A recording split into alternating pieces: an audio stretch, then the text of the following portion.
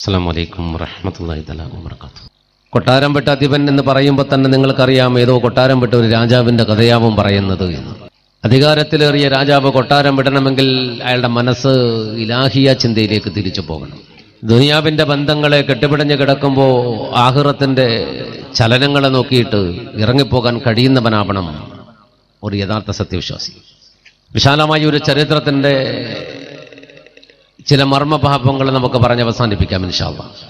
വലിയ ഒരു കഥയുടെ നീണ്ട അർത്ഥങ്ങളിലേക്ക് പോകാതെ അതിൻ്റെ ഏറ്റവും നല്ല മർമ്മഭാവങ്ങളെ മാത്രം നമുക്ക് ഇൻഷാ അല്ലാഹ് സമർപ്പിക്കാം. നല്ലത് പറയാനും നല്ലത് കേൾക്കാനും നമുക്ക് വേണ്ടി ഒരുമിച്ച് കൂടാനൊക്കെ അല്ലാഹു നമുക്ക് ഭാഗ്യം നൽകി അനുഗ്രഹിക്കുമാറാകട്ടെ. നൂറ്റാണ്ടുകളുടെ പിന്നിലേക്ക് നിങ്ങളുടെ ശ്രദ്ധ ഒന്ന് ഞാൻ കൊണ്ടുപോവുകയാണ്.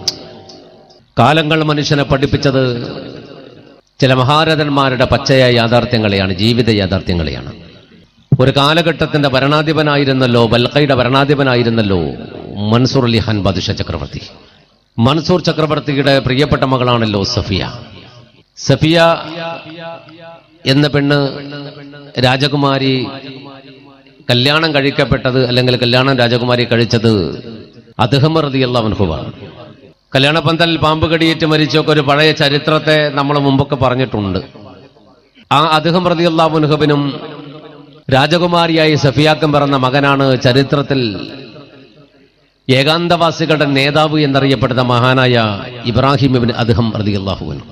നീണ്ട 27 കൊല്ലക്കാലം ബൽഖയുടെ ഭരണാധിപനായിരുന്ന മൻസൂർ ചക്രവർത്തി ഈ ലോകം വിട്ട് തിരിച്ചു പോയപ്പോൾ അധികാരം തന്റെ മകളായ സഫിയയിലേക്ക് വന്നപ്പോൾ ഞാനൊരു പെണ്ണാണല്ലോ, ഭരിക്കേണ്ടത് ആണാണല്ലോ എന്ന ചിന്തയിൽ തന്റെ പ്രിയപ്പെട്ട മകൻ ഇബ്രാഹിം അദ്ഹമിന് അധികാരം കൈമാറിയിട്ടുണ്ടായിരുന്നു സഫിയ എന്ന ബൽഖയുടെ രാജകുമാരി. അധികാരത്തിലേറിയ ബൽഖയുടെ ഭരണാധിപനായി 27 വയസ്സ് പ്രായമുള്ള യുവകോമളനായ ഇബ്രാഹിം അദ്ഹം റളിയല്ലാഹു അൻഹു ഒരു കാലഘട്ടത്തിന്റെ തെമ്മാടികളുടെ നേതാവായിരുന്നു. അധികാരത്തിലേറുന്ന കാലത്ത് ഇബ്രാഹിം എന്ന് പറയുന്ന ബൽഖയുടെ ഭരണാധിപൻ ചെയ്യാത്ത തെറ്റുകളൊന്നും ഉണ്ടായിരുന്നില്ലല്ലോ. രാജ്യങ്ങളെ തന്റെ രാജ്യത്തോട് യുദ്ധം ചെയ്ത് കൂട്ടിച്ചേർത്തിട്ട് വിശാലമായ രാജകൊട്ടാരം പണിതെടുത്തിട്ട് ആ രാജകൊട്ടാരത്തിന്റെ അകത്ത് ലോക ചരിത്രത്തിലെ ഏറ്റവും വലിയ തെമ്മാടിത്തരത്തിന് വിളനിലമായി ഇബ്രാഹിം അദ്ഹം എന്ന മനുഷ്യൻ ജീവിച്ചു. ഏഴാം ബഹറിന്റെ തീരം തന്നിലൊരുക്കൻ കോട്ട ഇബ്രാഹിം രാജനടുപ്പിച്ചേ, അതിനുള്ളിൽ ഏറെ മങ്കകളൊത്തിരസിച്ച് സുഖിച്ചു കുടിച്ച് ഭവിത്ത് ദുർമാർഗ വിത്ത് വിളകിച്ചേ. ഏഴാം ബഹറിന്റെ തീരം തന്നിലൊരുക്കൻ കോട്ട ഇബ്രാഹിം രാജനടുപ്പിച്ചേ, അതിനുള്ളിൽ ഏറെ മങ്കകളൊത്തിരസിച്ച് സുഖിച്ച് കുടിച്ച് ഭവിത്ത് ദുർമാർഗ വിത്ത് വിളയിച്ചേ. നാദസ്വരം കൊട്ടാരത്തിനുള്ളിൽ ഉയർത്തിയിട്ട് നാരീ മണികളോടൊപ്പം നൃത്തമതാടിയിട്ട് നാഗപതി അതിൽ രാജൻ കള്ളു കുടിത്തിട്ട് നാണം മറക്കാതെ പോലും തുള്ളി രസിച്ചിട്ട് വാഴുന്നേ വാഴുന്നേ കൊട്ടാരം അതിനൂതനമാക്കി കൂടുന്നേ. മണി മങ്കകളോടൊന്നിച്ചിത കൂടി കൊമ്പും കുഴലതിലൊപ്പനയാടി. ഏഴാം ബഹറിന്റെ തീരം തന്നിലൊരുക്കൻ കോട്ട ഇബ്രാഹിം രാജനടുപ്പിച്ചേ, അതിനുള്ളിൽ ഏറെ മങ്കകളൊത്തിരസിച്ച് സുഖിച്ചു കുടിച്ച് ഭവിത്ത് ദുർമാർഗ വിത്ത് വിളയിച്ചേ.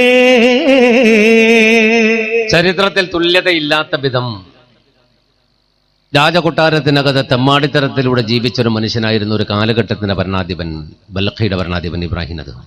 മന്ത്രിസഭ ചേർന്നാൽ ആദ്യത്തെ ചർച്ച അയൽനാടിനെ വെട്ടിപ്പിടിച്ച് തന്റെ രാജ്യത്തോട് ചേർക്കണമെന്നതാണ്. അങ്ങനെ ഏത് സമയത്തും ചോരപങ്കിലമായ ഒരു അധ്യായം രചിച്ച് രാജ്യത്തെ ജനങ്ങൾക്ക് എന്നല്ല മറ്റ് പ്രദേശങ്ങളിലെ മറ്റ് രാജ്യങ്ങളിലെ ജനങ്ങൾക്ക് പോലും ഇബ്രാഹിം അദ്ഹം എന്ന മനുഷ്യൻ ഭീഷണിയായി മാറിയ ഒരു പഴയ കാലം. ഒരിക്കൽ തന്റെ ദർബാർ ഹാളിൽ പ്രിയപ്പെട്ട മന്ത്രിമാരെയും പട്ടാള മേധാവികളെയും വിളിച്ചു വരുത്തി. അവരോടുള്ള ചർച്ച ഇത് മാത്രം തന്നെയാണ്. തന്റെ അയൽ പ്രദേശമായ ശക്തനായ ഒരു രാജാവിനെ ഒരു രക്തരൂഷിത വിപ്ലവം നടത്തി പരാജയപ്പെടുത്തിയിട്ട് ആ രാജ്യത്തെ തന്റെ രാജ്യത്തോട് ചേർക്കണമെന്ന്. ഓരോ രാജ്യവും തന്റെ അധികാരപരിധിയിലേക്ക് വന്നു കഴിഞ്ഞാൽ താൻ കിടക്കുന്ന ബെഡിന് എണ്ണം കൂട്ടുമായിരുന്നു ഇബ്രാഹിം അദ്ഹം, ചരിത്രം പറയുന്നു. നിലവിൽ 18 രാജ്യം ആ രാജ്യത്തോട് കൂട്ടിച്ചേർക്കപ്പെട്ടു. 18 നാട്ടുരാജാക്കന്മാരെ തറപറ്റിച്ച് ആ നാട്ടുരാജ്യങ്ങളെ തന്റെ രാജ്യത്തോട് ചേർത്ത് ബൽഖ വിശാലമാക്കി ഇബ്രാഹിം നദി. ഇനി 19ാമത് രാജ്യത്തെ പിടിച്ചടക്കാനുള്ള തീരുമാനമായിരുന്നു. തീരുമാനമൊക്കെ കഴിഞ്ഞു. നാളെ നേരം വെളുത്താൽ പട്ടാളം ഇവിടെ നിന്ന് പുറപ്പെടും. പട്ടാള മേധാവികളോട് ജാഗരൂകനായി നിൽക്കാൻ ഇബ്രാഹിം എന്ന ബൽഖയുടെ ഭരണാധിപൻ നിർദ്ദേശം നൽകി. അങ്ങനെ എല്ലാവരെയും പറഞ്ഞു വിട്ടു. മന്ത്രിമാരെയൊക്കെ പിരിച്ചുവിട്ടു. ഇനി എല്ലാവരും കൂടിച്ചേരുക. നാളെ യുദ്ധക്കളത്തിലേക്ക് പുറപ്പെടുന്ന ഒരു മഹോന്നതമായ മുഹൂർത്തത്തിലാണ്. എല്ലാവരും 4 വഴിക്ക് പിരിഞ്ഞു പോയി. തന്റെ ബെഡ്റൂമിൽ ഒന്ന് കിടക്കണം എന്ന് ഇബ്രാഹിം അദ്ദേഹമെന്ന് തോന്നി. തന്റെ കൊട്ടാരത്തിന്റെ മുറ്റത്തുള്ള വിശാലമായ പൂന്തോട്ടത്തിലൂടെ നുലാത്തി നടന്നു. പിന്നെ തന്റെ മണിയറയിലേക്ക് ബൽഖയുടെ ഭരണാധിപന് കടന്നു വരികയാണ്. ആ മനുഷ്യൻ തന്റെ മണിയറയുടെ വാതിൽ മെല്ലെ തള്ളി തുറന്ന് ഒന്ന് കിടക്കയിലേക്ക് ചായണം, വീഴണം, ക്ഷീണം തീർക്കണമെന്ന് കണക്ക് കൂട്ടി അകത്തേക്ക് കടന്നു വരുന്ന ബൽഖയുടെ ഭരണാധിപൻ തന്റെ ബെഡിലേക്ക് നോക്കിയിട്ട് ഒന്ന് ഞെട്ടി. എന്താ ഇത്? ആരോ ഇതാ തന്റെ കിടക്കയിൽ കിടന്നും കൊണ്ടുറങ്ങിടുന്നേ, സുഖശയനം തന്നെ. ആദി പെരുത്തും കൊണ്ടിതാ രാജൻ ഇബ്രാഹിം അടുത്തിടുന്നേ, ക്രോധം ജ്വലിച്ചിടുന്നേ. ആരോ ഇതാ തന്റെ കിടക്കയിൽ കിടന്നും കൊണ്ടുറങ്ങിടുന്നേ, സുഖശയനം തന്നെ. ആദി പെരുത്തും കൊണ്ടിതാ രാജൻ ഇബ്രാഹിം അടുത്തിടുന്നേ, ക്രോധം ജ്വലിച്ചിടുന്നേ. രാജനടുത്തു വരുന്നൊരു നേരം നാരിയൊരുത്തി കിടന്നിതവാരം, പൂർണ്ണതയിൽ ഉറങ്ങുന്നു വിചാരം. ക്രോധം പിടിച്ചും കൊണ്ടാതാ രാജൻ അവളെയും അടിച്ചിടുന്നേ, അവൾ ഉണർന്നിടുന്നേ. പൊട്ടിച്ചിരിച്ചു കൊണ്ട് ഉടനെ ആ പെണ്ണ് പൊട്ടിക്കരഞ്ഞിടുന്നേ, രാജരാജവേറുന്നേ. തന്റെ ബെഡ്റൂമിലേക്ക് കയറി വരുമ്പോ കാണുന്ന ഒരു കാഴ്ച, തന്റെ ബെഡില് ഒരു പെണ്ണിങ്ങനെ മലർന്ന് കിടന്നുറങ്ങും. ഭാര്യയാണോ നോക്കി, ഭാര്യയല്ല. ആളെ മനസ്സിലായി. അവൾ അവളുടെ ചിഹ്നവുമായിട്ടാണ് കിടക്കുന്നത്. ആം ആദ്മി പാർട്ടിയിലെ ആളാ. കയ്യിൽ ചൂലുണ്ടായിരുന്നു. ചൂലുമായിട്ടാണ് അവളുടെ കിടപ്പ്. അപ്പൊ തന്നെ മനസ്സിലായി അടിച്ചു വാരാൻ വേണ്ടി വന്നവളാണ്, കിടന്നുറങ്ങിയതാണ്. വല്ലാണ്ട് ദേഷ്യം പിടിച്ച ഇബ്രാഹിം എന്ന ബൽഖയുടെ ഭരണാധിപൻ ആ പെണ്ണിനെ പിടിച്ച് കവിള് തുറന്ന് നല്ല അടിയാണ്ട് വെച്ചു കൊടുത്തു. അടി കിട്ടിയപ്പോഴാണ് അവൾക്ക് ഉറക്കം ഞെട്ടിയത്. അവൾ ചാടി എന്നിട്ട് നോക്കുമ്പോൾ ബൽഖ ഭരണാധിപൻ മുന്നിൽ നിൽക്കുന്നു. അടുത്ത സെക്കൻഡിൽ വാള് കൊണ്ട് തല വെട്ടുമെന്ന് ഉറപ്പ്. അവൾ പേടിച്ച് വിറച്ചിങ്ങനെ നിൽക്കാൻ. ഇബ്രാഹിമിനെ അദ്ദേഹം അവളുടെ മുഖത്തേക്ക് സൂക്ഷിച്ചു നോക്കുന്നു. പെട്ടെന്ന് അവൾ പൊട്ടിച്ചിരിച്ചു കളഞ്ഞു. പൊട്ടിച്ചിരിച്ചോണ്ടിരിക്കത്തന്നെ അവൾ പൊട്ടിക്കരയും ചെയ്തു. ഇബ്രാഹിം അദ്ദേഹം എന്ന രാജാവിന് വല്ലാത്തൊരു ആശ്ചര്യമുണ്ടായി. മൂപ്പര് അല്പം ബേക്കോട്ട് എന്നിട്ട് പറഞ്ഞു, ഏയ് പെണ്ണേ, എന്താ നീ ചിരിക്കുകയും കരയുകയും ചെയ്യുന്നത്? ചോദിച്ചു മഹാരാജൻ അടിമ പെണ്ണേ, നേരിട്ടു ചിരിക്കുന്നു കരയും പിന്നെ. കൂറുന്നു അവളപ്പോൾ യജമാനരേ, കേൾക്കണേ ഇതിൻ പോരുൾ മഹാരാജരേ. ചോദിച്ചു മഹാരാജൻ അടിമ പെണ്ണേ, നേരിട്ടു ചിരിക്കുന്നു കരയും പിന്നെ. ആ പെണ്ണ് കരയുകയും ചിരിക്കുകയും ചെയ്തപ്പോ ആദ്യം ചിരിച്ചു, പിന്നെ കരഞ്ഞു. അപ്പൊ മൂപ്പർക്ക് വല്ലാണ്ട് ആശ്ചര്യമുണ്ടായിട്ട് ചോദിച്ചു, പെണ്ണെ, ഞാനൊരു അടിയടിച്ചപ്പോ നീ ചിരിക്കുക പിന്നെ കരയുക. സാധാരണ അടി വേദന വന്നാൽ കരയുക ചെയ്യുക, ചിരിക്കൂല. പക്ഷെ നീ ആദ്യം ചെയ്ത് ചിരിച്ചു, പിന്നെ നീ കരഞ്ഞു. നീ എന്തെങ്കിലും ഒരു വിചിത്രമായ ഒരു സംഭവം നടത്തിയെന്ന് വെച്ചു. അന്നേരം പറഞ്ഞു, മഹാരാജാവേ, ഞാൻ നിങ്ങളുടെ മുറി അടിച്ചു വാരാൻ വേണ്ടി വന്ന പെണ്ണ. ഞാനിത് അടിച്ചു വാരിക്കൊണ്ടിരിക്കുമ്പോ വെറുതെ നിങ്ങളുടെ ബെഡ് ഒന്ന് തൊട്ടു നോക്കുമ്പോ എന്തോ ഒരു രസാത്. ഒന്ന് വെറുതെ ഒന്ന് അമർത്തി നോക്കി. ഓഫ്, അംസേ കുംസി എന്ന് പറഞ്ഞില്ലേ പണ്ടൊരു പെണ്ണുങ്ങള്, അതുപോലെ അങ്ങോട്ട് അമർന്നു. അപ്പൊ ഞാനൊന്ന് കയറി ഇരുന്ന് നോക്കി. ഇന്നപ്പോ എന്ത് രസാ. അപ്പൊ കിടന്നു നോക്കി. അപ്പൊ ഉറങ്ങിപ്പോയി. രാജാവ് പറഞ്ഞു, ആ ഉറങ്ങിയതിനെ നിനക്കൊന്ന് കിട്ടിയതെന്ന് പറഞ്ഞു. പക്ഷെ നീ ചിരിച്ച കാരണം, കരഞ്ഞ കാരണം എനിക്കറിയേണ്ടെന്ന് പറഞ്ഞു. അപ്പൊ പറഞ്ഞു, ഞാൻ വിചാരിച്ചത് ഈ ബെഡിൽ കിടന്ന കാരണത്താൽ എന്റെ തല വെട്ടുമെന്നാണ്. അതുണ്ടായില്ലല്ലോ. ആ സന്തോഷം കൂടി ചിരിച്ചു പോയതാ. അപ്പൊ കരഞ്ഞതോ? ഒരു നേരം ഈ വീട്ടിൽ കിടന്ന് എനിക്ക് ഇത്ര മാറ്റി കിട്ടിയാൽ. കിടക്കുന്നി കട്ടിലിൽ നിങ്ങളൊന്നു കിടന്നു ഞാൻ പെട്ടന ഇന്ന്. എന്റെ യജമാനൻ നിങ്ങൾ എനിക്ക് ശിക്ഷയും നൽകിയോ എങ്കിലും കേൾക്ക്. എന്നും കിടക്കുന്നി കട്ടിലിൽ നിങ്ങളൊന്നു കിടന്നു ഞാൻ പെട്ടന ഇന്ന്. എന്റെ യജമാനൻ നിങ്ങൾ എനിക്ക് ശിക്ഷയും നൽകിയോ എങ്കിലും കേൾക്ക്. എല്ലാവർക്കും ഉടയവൻ തരുന്ന ശിക്ഷ ഒന്നോർക്ക് ഈ വീടുത്തിൽ അതും വിശിഷ്യ. എല്ലാവർക്കും ഉടയവൻ തരുന്ന ശിക്ഷ ഒന്നോർക്ക് ഈ വീടുത്തിൽ അതും വിശിഷ്യ. ഈ മണിമെത്തയിൽ ഒന്ന് കിടന്ന എനിക്ക് മാരകമായൊരടിയാണ് നിങ്ങൾ സംഭാവന നൽകിയതെങ്കിൽ, എല്ലാ ദിവസവും ഇതിന്റെ മേലെ കിടന്നുറങ്ങുന്ന നിങ്ങൾക്ക് അള്ളാഹു തരുന്ന ഭയാനകരമായ ശിക്ഷ ഞാൻ ഓർത്തുപോയിട്ട് കരഞ്ഞു തന്നു. ഇത് പറയേണ്ട താമസം ബൽഖയുടെ ഭരണാധിപൻ ഒന്ന് ഞെട്ടി. അയാളൊന്ന് ഞെട്ടിയിട്ട് പെട്ടെന്ന് പുറത്തേക്ക് മാറി. പിന്നെ അവളെ ശ്രദ്ധിച്ചില്ല. ആ മനുഷ്യന്റെ കൽബിൽ ഒരു ഇടി വീണ പോലെയായി. അയാൾ ചിന്തിച്ചു, അവൾ പറഞ്ഞത് ശരിയല്ല പടച്ചോനെ. ഞാൻ നിന്നെ ഓർക്കാത്ത നാളുകൾ എത്രയാ പടച്ചറബേ എന്നെ മുന്നിൽ കഴിഞ്ഞു പോയത്. അവൾ എന്റെ മനസ്സിലേക്ക് ഒരു കിളിവാതിൽ തുറന്നു വെച്ചിരിക്കുന്നു. അതിന്റെ മേലെ എന്ന് കിടന്നുറങ്ങുന്ന എനിക്ക് പടച്ചോനെ നീ തരാൻ വെച്ച ശിക്ഷ എന്താവും? ഒരു നേരം കിടന്നുറങ്ങിയ പെണ്ണിന് ആ ബെഡിന്റെ യജമാനായി ഞാനൊരു അടി കൊടുത്തിട്ടുണ്ടെങ്കിൽ എല്ലാ കാലത്തും അല്ലാഹുവേ നിന്നെ ഓർക്കാതെ അതിന്റെ മേലെ കിടക്കുന്ന എനിക്ക് നീ നൽകുന്ന മാരകമായ ശിക്ഷ എന്താകും പടച്ചോനെ എന്നാണ്. പിന്നെ രാജൻ ചിന്തിച്ചു, മനുഷ്യന്റെ കൽബ് വല്ലാണ്ട് പതറി വിറങ്ങലിച്ചു. എല്ലാം പടച്ചറബേ പാടെ ഇതാ ത്യജിച്ചു. രാജൻ ചിന്തിച്ചു, ആകെ വിറങ്ങലിച്ചു. എല്ലാം പടച്ച റബ്ബേ പാടെ ഇതാ ത്യജിച്ചു. നശ്വരമാം ജീവിതം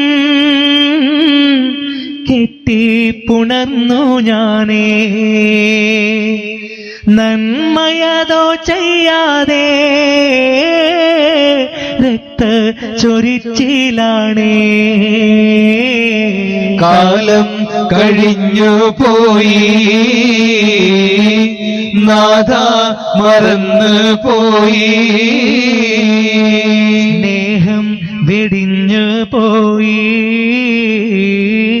മധുരം നുകർന്നതായി. ആ പെണ്ണിന്റെ വാക്ക് ഇബ്രാഹിം നദ്ഹമിന്റെ കൽബൊന്ന് വല്ലാണ്ട് വേദനിപ്പിച്ചു. മൂപ്പരുമെല്ലാം പുറത്തേക്ക് ഇറങ്ങി. പിന്നെ ചിന്ത തന്നെ,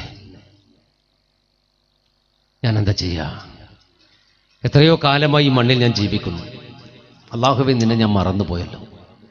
നിനക്ക് വേണ്ടി ഒരു റക്അത്ത് പോലും ഞാൻ നിസ്കരിച്ചില്ലല്ലോ. നിന്നെ ഏതെങ്കിലും ഒരു സമയത്ത് ഞാൻ ഓർത്തില്ലല്ലോ. എന്റെ സുഖങ്ങൾക്ക്, എന്റെ ഇംഗിതങ്ങൾക്ക് ഞാൻ വഴിപ്പെട്ട് ജീവിച്ചുവല്ലോ പടച്ചോനെ. ആ ഒരു ചിന്ത മനുഷ്യനെ വല്ലാണ്ട് തളർത്തി. പിന്നെ ഇരുന്നാ ഇരിപ്പാണ്, കിടന്നാ കിടപ്പാണ്, ഒന്നും വല്ലാത്തൊരു ചിന്തയിലാണ്. ഒന്നും മനസ്സ് പോകുന്നില്ല. ഭക്ഷണം വേണ്ട, വെള്ളം വേണ്ട, ഒന്നും കുടിക്കുന്നുമില്ല, തിന്നുന്നില്ല. ഒരേ ഇരിപ്പാ. ചിന്ത ഒരു വല്ലാത്ത ചിന്ത. ഭാര്യ മെല്ലെ അരികത്ത് വന്നു. ഭാര്യ വിളിച്ചു, മാപ്പിളെ. മൂപ്പര് വെച്ചെന്തേ? അല്ല നിങ്ങൾക്ക് ഭക്ഷണമൊന്നും വേണ്ടേ? എനിക്ക് വേണ്ടടി. വെള്ളോ? അത് തീരെ വേണ്ട. ഇതെന്തെങ്ങനെ? അങ്ങനെയാണ്. എന്നിട്ട് അയാൾ പറഞ്ഞു, എടി പെണ്ണ് നീ ഒരു കഥയറിയോ? എന്താ? നമ്മൾ കിടക്കുന്ന ബെഡിൽ ആ അടിമപ്പെണ്ണ് കിടന്നു അടിച്ചു വരാൻ വേണ്ടി വന്നപ്പോ. എന്നിട്ട് ഞാൻ അവർക്ക് നല്ലൊരു അടി കൊടുത്തു. അപ്പൊ അവൾ എന്നോട് പറയാ, ഒരു നേരം ഞാൻ അങ്ങനെ കിടന്നപ്പോ എനിക്ക് ഇങ്ങനത്തെ ഒരു തല്ല് കിട്ടിയിട്ടുണ്ടെങ്കിൽ എല്ലാ സമയത്തും അതിന്റെ മേലെ കിടക്കുന്ന എനക്കത്ര തല്ല് പടച്ചോൻ തരുമെന്ന്. അപ്പൊ ഭാര്യയായിട്ട് ചിരിച്ചു. ചിരിച്ചപ്പോ ഇബ്രാഹിം നദം ഭാര്യയുടെ മുഖത്ത് നോക്കി ചോദിച്ചു, നീ എന്താ ചിരിക്കുന്നു ചോദിച്ചു. നേരം പറഞ്ഞു, അതൊരു അടിമപ്പെണ്ണ് പറഞ്ഞതല്ലേ, അത് നിങ്ങൾ വലിയ കാര്യാക്കണ്ട. അത് വലിയ കാര്യാക്കണ്ട. പക്ഷെ ഇബ്രാഹിം അദ്ദേഹത്തിന്റെ ഭാര്യയുടെ കൽബിലുണ്ട് നിങ്ങൾക്ക് കിട്ടേണ്ടത് ഒരിക്കൽ കിട്ടണമെന്ന്. നിങ്ങൾക്ക് കിട്ടാതെ അത് അധിക പെണ്ണുങ്ങളെ കൽബിലുണ്ട്. മാപ്പിളക്ക് വീണിട്ടുണ്ടെങ്കിൽ മനസ്സുകൊണ്ട് പറയോ നിങ്ങൾക്ക് കിട്ടേണ്ട തന്നെയാ അത്. പിന്നെ അത് പുറത്ത് പറയില്ല. അതുകൊണ്ടാ പുറത്ത് പറഞ്ഞാൽ ചിലപ്പോൾ ഒക്കെ കയ്യും കാലും ഉണ്ടാവില്ല. പഴയ പെണ്ണുങ്ങളാട്ടാ. ഇപ്പം അല്ല. ഇപ്പം നമുക്ക് തലകുണ്ടോന്ന് രാവിലെ എണീച്ചിട്ട് വരുത്തേണ്ടി വരും. ഇപ്പൊ ചില ഭർത്താക്കന്മാർ വാട്സപ്പ് കളിച്ചോണ്ടിരിക്കല് ഇവൾ ഉറങ്ങിക്കിട്ടാൻ വേണ്ടിയിട്ട്. കാരണം ഓൾ ഉറങ്ങിയിട്ടില്ലെങ്കിൽ എന്താ വലിയ കുടുക്കയിലെടുത്ത് തലയിലിട്ടിട്ടാണ് ഓരോരുത്തരെ കിടക്കുന്നത്. അല്ലെങ്കിൽ തലക്ക് ഒരടി കഴുത്തിന് കത്തി. അള്ളാഹു നമ്മളെ കാത്ത് രക്ഷപ്പെട്ട പെണ്ണുങ്ങൾ അടങ്ങേറി നിന്നു. പെണ്ണിട്ടാത്ത ചേക്കൻ ആമീൻ പറയുന്നിട്ട് നിങ്ങൾ ഓൻ ഭാവി ഓർത്തിട്ട് ആമീൻ പറഞ്ഞതാ. നന്നായി. ഭാര്യയുടെ കൽബിലുണ്ട് നിങ്ങൾക്ക് കിട്ടേണ്ടത് തന്നെയാ കിട്ടിയത്. പക്ഷെ അത് പുറത്ത് കാണിച്ചില്ല. എന്നിട്ടും പറഞ്ഞു നിങ്ങൾ ബേജാറാവണ്ട, നിങ്ങൾ ഭക്ഷണം കഴിക്കുക. അല്ലടി, സത്യത്തിൽ അവൾ പറഞ്ഞ ശരിയല്ലേ? ഭാര്യ പറഞ്ഞു ശരിയാണ്.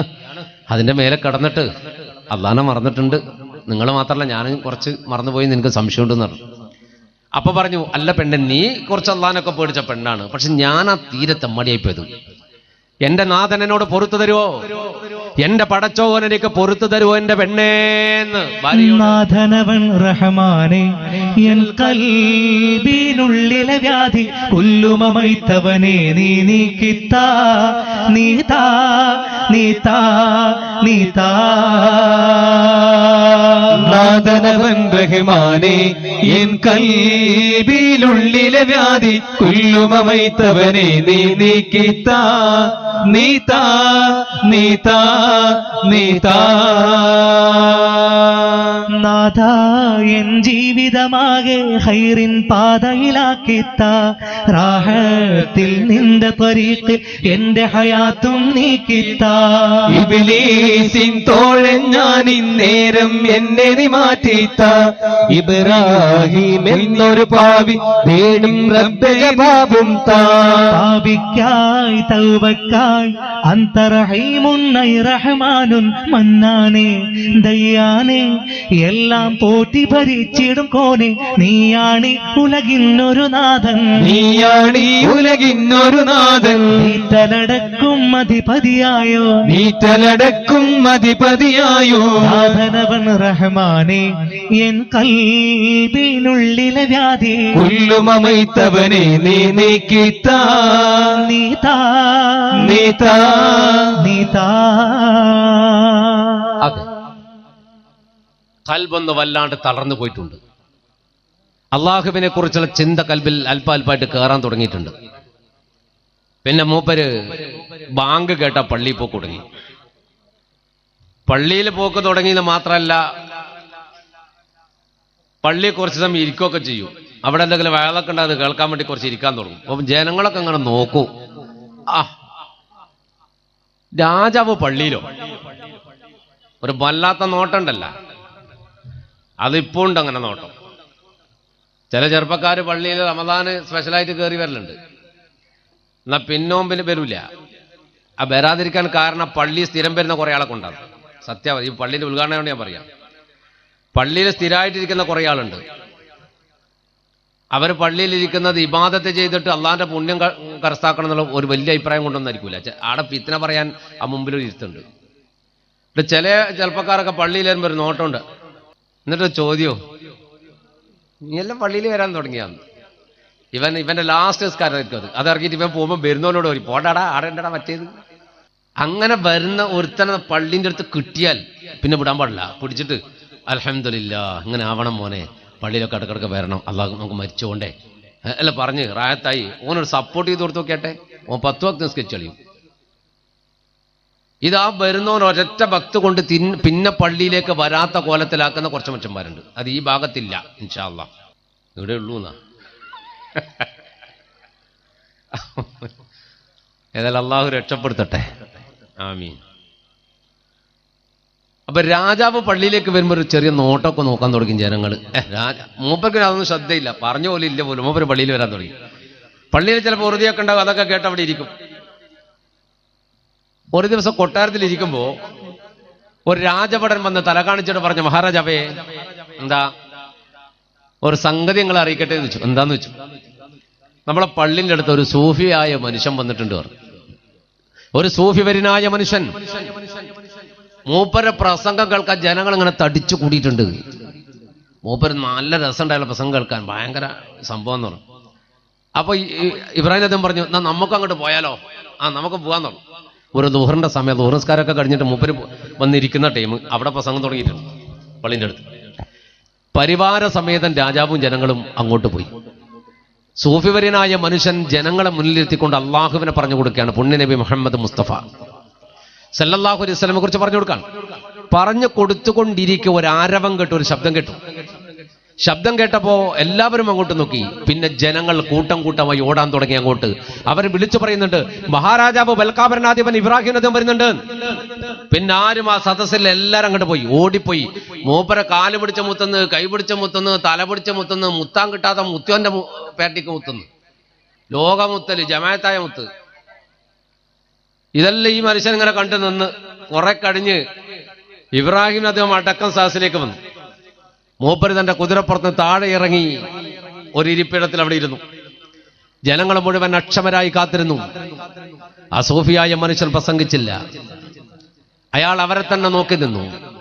ആ മനുഷ്യന്റെ ഖാദിമ വന്നിട്ട് പറഞ്ഞു, ഉസ്താദേ, ജനങ്ങളൊക്കെ വന്നിട്ട് ഇരുന്നിട്ടുണ്ട്, വയല് തുടങ്ങണം. പൊട്ടിത്തെറിച്ചുകൊണ്ട് മനുഷ്യൻ ചോദിച്ചു, ആരോടെനിക്ക് പറയാനുള്ളത്? കേവലം മനുഷ്യനായുള്ള ഇബ്രാഹിമിനെ എന്തിനാണിത്ര ബഹുമാനം നിങ്ങൾ കാട്ടിയാദരിക്കുന്നു, കാൽ തൊട്ട് വന്നിക്കുന്നു, ദീൻകാര്യം വിട്ടെറിഞ്ഞിടാനും. കേവലം മനുഷ്യനായുള്ള ഇബ്രാഹിമിനെ എന്തിനാണിത്ര ബഹുമാനം നിങ്ങൾ കാട്ടിയാദരിക്കുന്നു, കാൽ തൊട്ട് വന്നിക്കുന്നു, ദീൻകാര്യം വിട്ടെറിഞ്ഞിടാനും. ഭൗതിക രാഷ്ട്രത്തിലെ ഒരു ചക്രവർത്തിയാ, സൗഖ്യത്തിൽ കഴിയുന്ന ഇയാൾക്കെന്ത് കീർത്തിയാ. രാജാതിരാജൻ റബ്ബിന്റെ അടുക്കൽ നാം എത്തിയാൽ സമമാണ് എല്ലാ മനുഷ്യരും എന്നതോർക്കയായി. ജല്ല ജലാലായുള്ള റഹ്മാനെ സ്തുതിക്കേണം, അൽഹംദുടയവനായ സുബ്ഹാനെ വന്ദിക്കേണം, കരുണക്കടലായുള്ള പുരാനെ വാജിദും വാഹിദുമായ കരീമേ. കേവലം മനുഷ്യനായുള്ള ഇബ്രാഹിമിനെ എന്തിനാണിത്ര ബഹുമാനം നിങ്ങൾ കാട്ടിയാദരിക്കുന്നു, കാൽ തൊട്ട് വന്നിക്കുന്നു, ദീൻകാര്യം വിട്ടെറിഞ്ഞിടാനും. ആരോടാ ഞാൻ പ്രസംഗിക്കേണ്ടത്? ഈ വിവരം കെട്ട ടീമിനോടോ? അള്ളാഹുവിനെ കുറിച്ചും അവന്റെ പരിശുദ്ധ റസൂൽ മുഹമ്മദ് മുസ്തഫ സല്ലല്ലാഹു അലൈഹി വസല്ലമയെ കുറിച്ചും പറയുന്ന വേദിയിൽ നിന്ന് കേവലം ഭൗതിക ലോകത്തിന്റെ രാജാവായ ഈ മനുഷ്യനെ ആദരിക്കാനും സ്നേഹിക്കാനും വേണ്ടി ഇറങ്ങിയോടിയില്ലേ നിങ്ങൾ? അള്ളാഹു പൊരുത്തപ്പെട്ട ഒരു സദസ്സിനെ നിങ്ങൾ വിട്ടെറിഞ്ഞോടിയില്ലേ? ഈ സദസ്സിനെ അവഗണിച്ചുകൊണ്ട് ധിക്കാരപൂർവ്വം നിങ്ങൾ തിരിച്ചോടുമ്പോ നിങ്ങൾ ആരെയാണ് സ്നേഹിച്ചത്? ഭൗതിക ലോകത്തിന്റെ ചക്രവർത്തിയായ ഈ മനുഷ്യനെയാണോ? അണ്ടകടാഹത്തിന്റെ ചക്രവർത്തിയായ അള്ളാഹുവിന്റെ സദസ്സിനെ വിട്ടുകൊണ്ട് നിങ്ങൾ ഓടിയത്? വിഡ്ഢികളായ നിങ്ങളോട് ഞാൻ എന്ത് പ്രസംഗിക്കാനാണ്? അതുകൊണ്ട് എനിക്ക് പ്രസംഗമില്ല. ഈ മനുഷ്യൻ ഭൗതിക ലോകത്തിന്റെ രാജാവാണ്. ഇയാൾ ആള് തമ്മാടിയാണ്. ഇയാൾ ചെയ്യാത്ത തമ്മാടിത്തരമില്ല. കുറ്റങ്ങളുടെ ഉത്തുന്നതയിലാണ് ഈ മനുഷ്യന്റെ നിൽപ്പ്. ഇയാളെയാണോ നിങ്ങൾ ബഹുമാനിക്കുന്നത്? സാധാരണഗതിയിൽ ഇബ്രാഹിം നദ്ഗമിന്റെ പഴയ കോലാണെങ്കിൽ ഉസ്താദിന് തല ഉണ്ടാവില്ല. തലയില്ലാത്ത ഉസ്താദിന് ഇങ്ങനെ കാണാം. അപ്പൊ ജനങ്ങൾ ഇങ്ങനെ നോക്കുന്നുണ്ട്, ഇപ്പം പോവും. അയാളെ തല പോകുന്ന കാണാൻ നമുക്ക് പറയാത്താന്നല്ല, അത് പൊതുവെ അങ്ങനെയാന്നല്ല. അപ്പൊ ജനങ്ങൾ ഇങ്ങനെ നോക്കുന്നുണ്ട്. ഈ വർത്താനം മുഴുവൻ ഇയാളെ കുറിച്ച് പറഞ്ഞിട്ട് ഇബ്രാഹിം നദ്ഗം തലയും താഴ്ത്തി അവിടെ ഇരുന്നു. ഒരക്ഷരം മിണ്ടിയില്ല. മിണ്ടുന്നില്ലെന്ന് കണ്ടപ്പോ സൂഫി വര്യൻ പ്രസംഗം തുടർന്നു. അവരെ ഉപദേശമൊക്കെ നടത്തിയിട്ട് പറഞ്ഞു വിട്ടു. എല്ലാവരും പിരിച്ചുവിട്ട് നാളെ തുടങ്ങാൻ ക്ലാസ് എന്ന് പറഞ്ഞാൽ എല്ലാവരും പിരിഞ്ഞു പോയി. ഇബ്രാഹിം നദ്ഗമും കുറച്ച് പട്ടാളക്കാർ അവിടെ നിൽക്കുന്നുണ്ട്. മൂപ്പര് തലകുനിച്ചിരിക്കുകയാണ്. എല്ലാവരും പോയി. ആൾക്കാർ കുറെ ദൂരെ നിന്നിട്ട് അവിടെ നിന്ന് ഇനി എന്താകുമെന്ന് ദൂരെ നിന്നൊരു വിദൂര കാഴ്ച കാണാൻ വേണ്ടിയിട്ട്. ഏതായാലും ഉസ്താദിന്റെ തല പോക്കാണ്, അന്ന് കണ്ടിട്ട് പോവാ എന്ന് വിചാരിച്ചിട്ട് എല്ലാവരും ദൂരെ മാറിയിരുന്നു. പട്ടാളക്കാർ ചോദിച്ചു, മഹാരാജാവേ നിങ്ങൾ വരുന്നില്ലേ, പോണ്ടേ, വീട്ടിൽ പോണ്ടേ ചോദിച്ചു. ഇപ്പൊ പറഞ്ഞു, നിങ്ങൾ പോയിക്കോളൂ, ഞാൻ പിന്നെ വന്നോളാം. രാജാവിന്റെ കൽപ്പനയാണ്, ഇനി അവിടെ നിൽക്കാൻ പാടില്ല, എല്ലാവരും പിരിഞ്ഞുപോയി. ഇബ്രാഹിം നബി ഒറ്റക്കാണ്. സോഫിയാനായ മനുഷ്യൻ അയാളെ ശ്രദ്ധിച്ചില്ല. തന്റെ പർണശാലയിലേക്ക്, താൻ കെട്ടിയ ടെന്റിലേക്ക് മൂപ്പരങ്ങട്ട് കയറി. മൂപ്പര് കയറി 1 മിനിറ്റ് കഴിഞ്ഞില്ല, നേരെ ബേക്കൽ ഇബ്രാഹിം നബി ടെന്റിന്റെ ഉള്ളിലേക്ക് കയറി. ടെന്റിന്റെ ഉള്ളിലേക്ക് കയറിയപ്പോൾ താൻ ഇരിക്കുന്ന ഇരിപ്പിടത്തിൽ നിന്ന് വലിയ എഴുന്നേറ്റുകൊണ്ട് സോഫിയാനായ മനുഷ്യൻ ചോദിച്ചു, എന്തിന് നിങ്ങൾ ഇങ്ങോട്ട് കയറി വന്നു? നിങ്ങളുടെ കൊട്ടാരത്തിൽ കിട്ടുന്ന ഒരു സുഖവും ഈ ടെന്റിന്റെ അകത്തില്ല. ഞാൻ കിടക്കുന്നത് കീറപ്പായക്കകത്താണ്. ഈത്തപ്പനയുടെ ഓല കൊണ്ട് മിടഞ്ഞെടുത്ത ഈ കീറപ്പായക്കകത്താണ് ഞാൻ കിടക്കുക. നിങ്ങളുടെ പട്ടിന്റെ മെത്തയൊന്നും ഇവിടെ ഇല്ല. ഇബ്രാഹിം നബി കിടക്കുന്ന പട്ടിന്റെ മെത്ത അല്ലാത്ത മെത്ത. ആ ചരിത്രത്തിൽ പറഞ്ഞിട്ട് ആ 18ഓളം വരുന്ന മെത്തയുടെ അടിയിൽ ഒരു കുരുമുളകിന്റെ മണിയെങ്ങാനും കെണിഞ്ഞു പോയാൽ മൂപ്പർക്ക് അതിന്റെ മേലെ കടന്ന് ഉറക്കം കിട്ടൂല. നമ്മളെ കിടക്കന്റെ അടിയിൽ ഒന്ന് നോക്കി നോക്കിയാട്ടെ നിങ്ങള്. CD കാസറ്റ്, ഭാര്യന്റെ ചേർപ്പ്, റേഷൻ കാർഡ്, ആധാർ കാർഡ് എല്ലാം ഇതിൻ്റെ അടിയിലാണ് ഉണ്ടാകുക. ഒരു പ്രശ്നമില്ല നമുക്ക്. അതിൻ്റെ മേലെ കടന്നിട്ട് പോത്ത് പോലെ ഉറങ്ങുകയും ചെയ്യും. ഒരു പ്രശ്നമില്ല നമുക്ക്. അതൊരു വല്ലാത്ത ഉറക്കാന്ന്. കൈ ഇങ്ങോട്ട്, കാലങ്ങോട്ട്, തല ഇങ്ങനെ കുത്തനെ. ഓരോരുത്തർ കിടന്ന ഇവൻ മനുഷ്യനാണെന്നൊന്നും തന്നെ തിരിയില്ല. എന്നാൽ മൂപ്പരുടെ അത്ര സുഖമുള്ള ബെഡൊന്നും ഇവിടെ ഇല്ല. ഞാൻ കിടക്കുന്നത് ഈ കീറപ്പായലാണ്. കൊട്ടാരത്തിന്റെ ഒരു ആർഭാടം ഇതിന്റെ അകത്തില്ല. നിങ്ങൾ എന്തിനിവിടേക്ക് കടന്നു വന്നു? എന്നെ ദ്രോഹിക്കാനോ? നിങ്ങൾക്കെതിരെ പറഞ്ഞതുകൊണ്ട് എന്നെ തലവെട്ടാനോ? എങ്കിൽ നിങ്ങൾ തലവെട്ടിക്കോളൂ. അള്ളാഹുവിന്റെ മാർഗത്തിൽ ഞാൻ ഷഹീദായി എന്ന് കണക്കുകൂട്ടിക്കൊള്ളാം. അപ്പോഴും ഇബ്രാഹിം നബി മുണ്ടിയില്ല. ആ മനുഷ്യന്റെ മുഖത്തേക്ക് നോക്കിയ സൂഫിവരൻ കണ്ടത് കണ്ണുനീരിങ്ങനെ ഒലിച്ചു വരികയാണ്. കണ്ണുനീര് താടിയിലേക്ക് അലിഞ്ഞിറങ്ങാൻ തുടങ്ങിയപ്പോ സൂഫിവരൻ ചോദിച്ചു, ഹേയ്, നിങ്ങൾ കരയാണോ?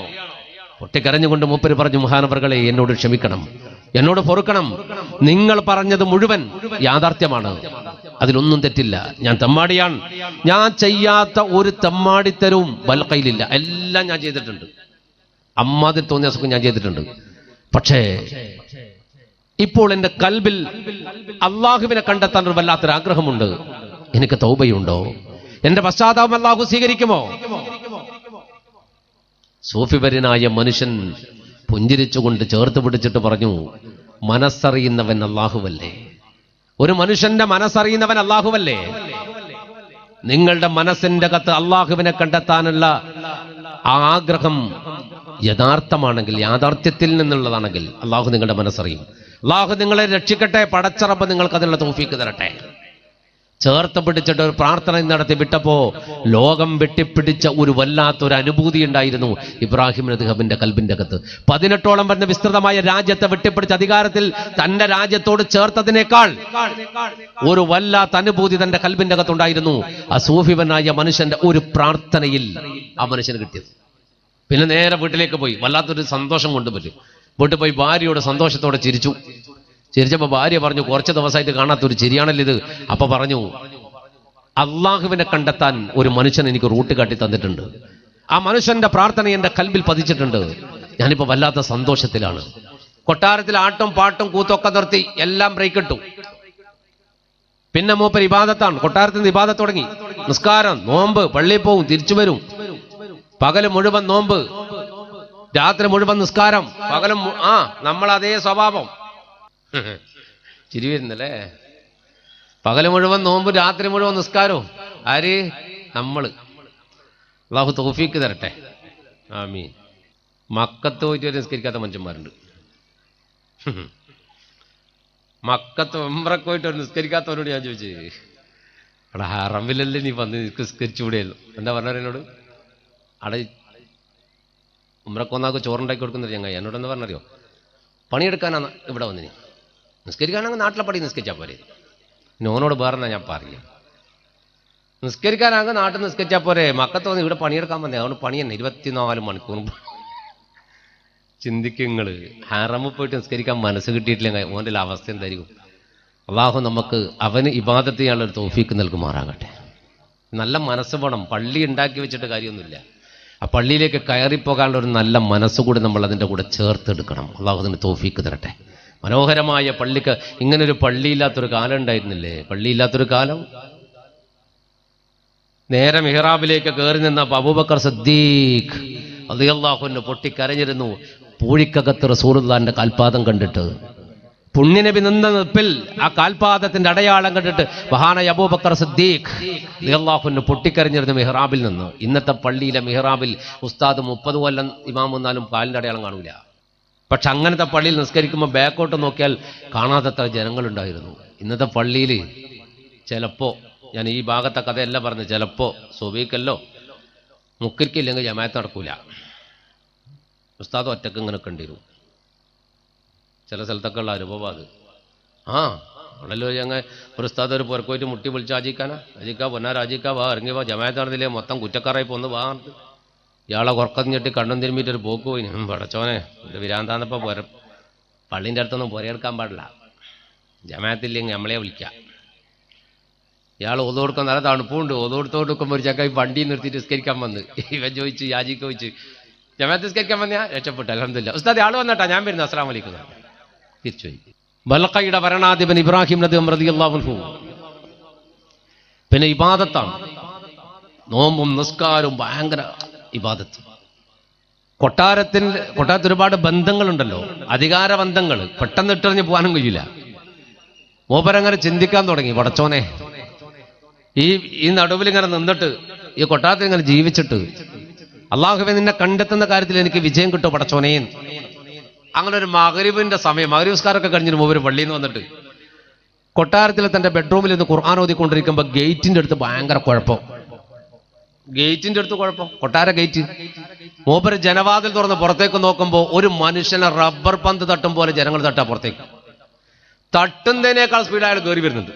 പിന്നെയും പട്ടാൾക്കാർ പിടിച്ച് പുറത്തേക്ക് കളഞ്ഞു. അയാൾ എന്തോ പുലമ്പുന്നുണ്ട്, ഒരു പ്രാകൃത കോലത്തിലുള്ള മനുഷ്യനാ. പട്ടാളക്കാർ തള്ളുന്നു, അയാൾ ശക്തമായിട്ട് തിരിച്ചു വരുന്നു. എത്ര പട്ടാളക്കാർ പിടിച്ചാൽ ഇയാൾ അടങ്ങുന്നില്ല. വല്ലാത്ത ആരോഗ്യം, ഭയങ്കര ആരോഗ്യം, ഇവനെ പോലെ. എന്താരോഗ്യം? ഒരു തരത്തിൽ ഇയാള് പുറത്തേക്ക് തള്ളിയിട്ട് പോണില്ല, അകത്തേക്ക് തന്നെ വന്നു കൊടുക്കുക.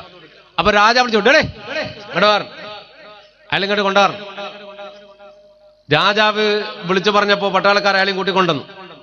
രാജാവ് ഒരു പട്ടാളക്കാരോട് ചോദിച്ചു, ഇയാൾ എന്താ നിങ്ങളോട് ആവശ്യപ്പെട്ടത്? അപ്പൊ ഇയാളുടെ രാജാവൻ അങ്ങനെ നോക്കി ചിരിക്കുന്നു. അപ്പൊ രാജാവിനോട് ഇവര് പറഞ്ഞു, രാജാവ് ഇയാള് ഭ്രാന്തനാന്ന് പറഞ്ഞു. ഇയാളൊരു ഭ്രാന്തനാണ്. ഭ്രാന്തനോ? ഇയാൾ എന്താ ആവശ്യപ്പെടുന്നത്? ഇയാൾ ചോദിക്കുന്നത് രസകരമായ ഒരു ചോദ്യ. കാണു നീ സത്രവും കേൾക്കുവീരേ, വഴി പോക്കൻ ഞാനും ഓർക്കുവീരേ.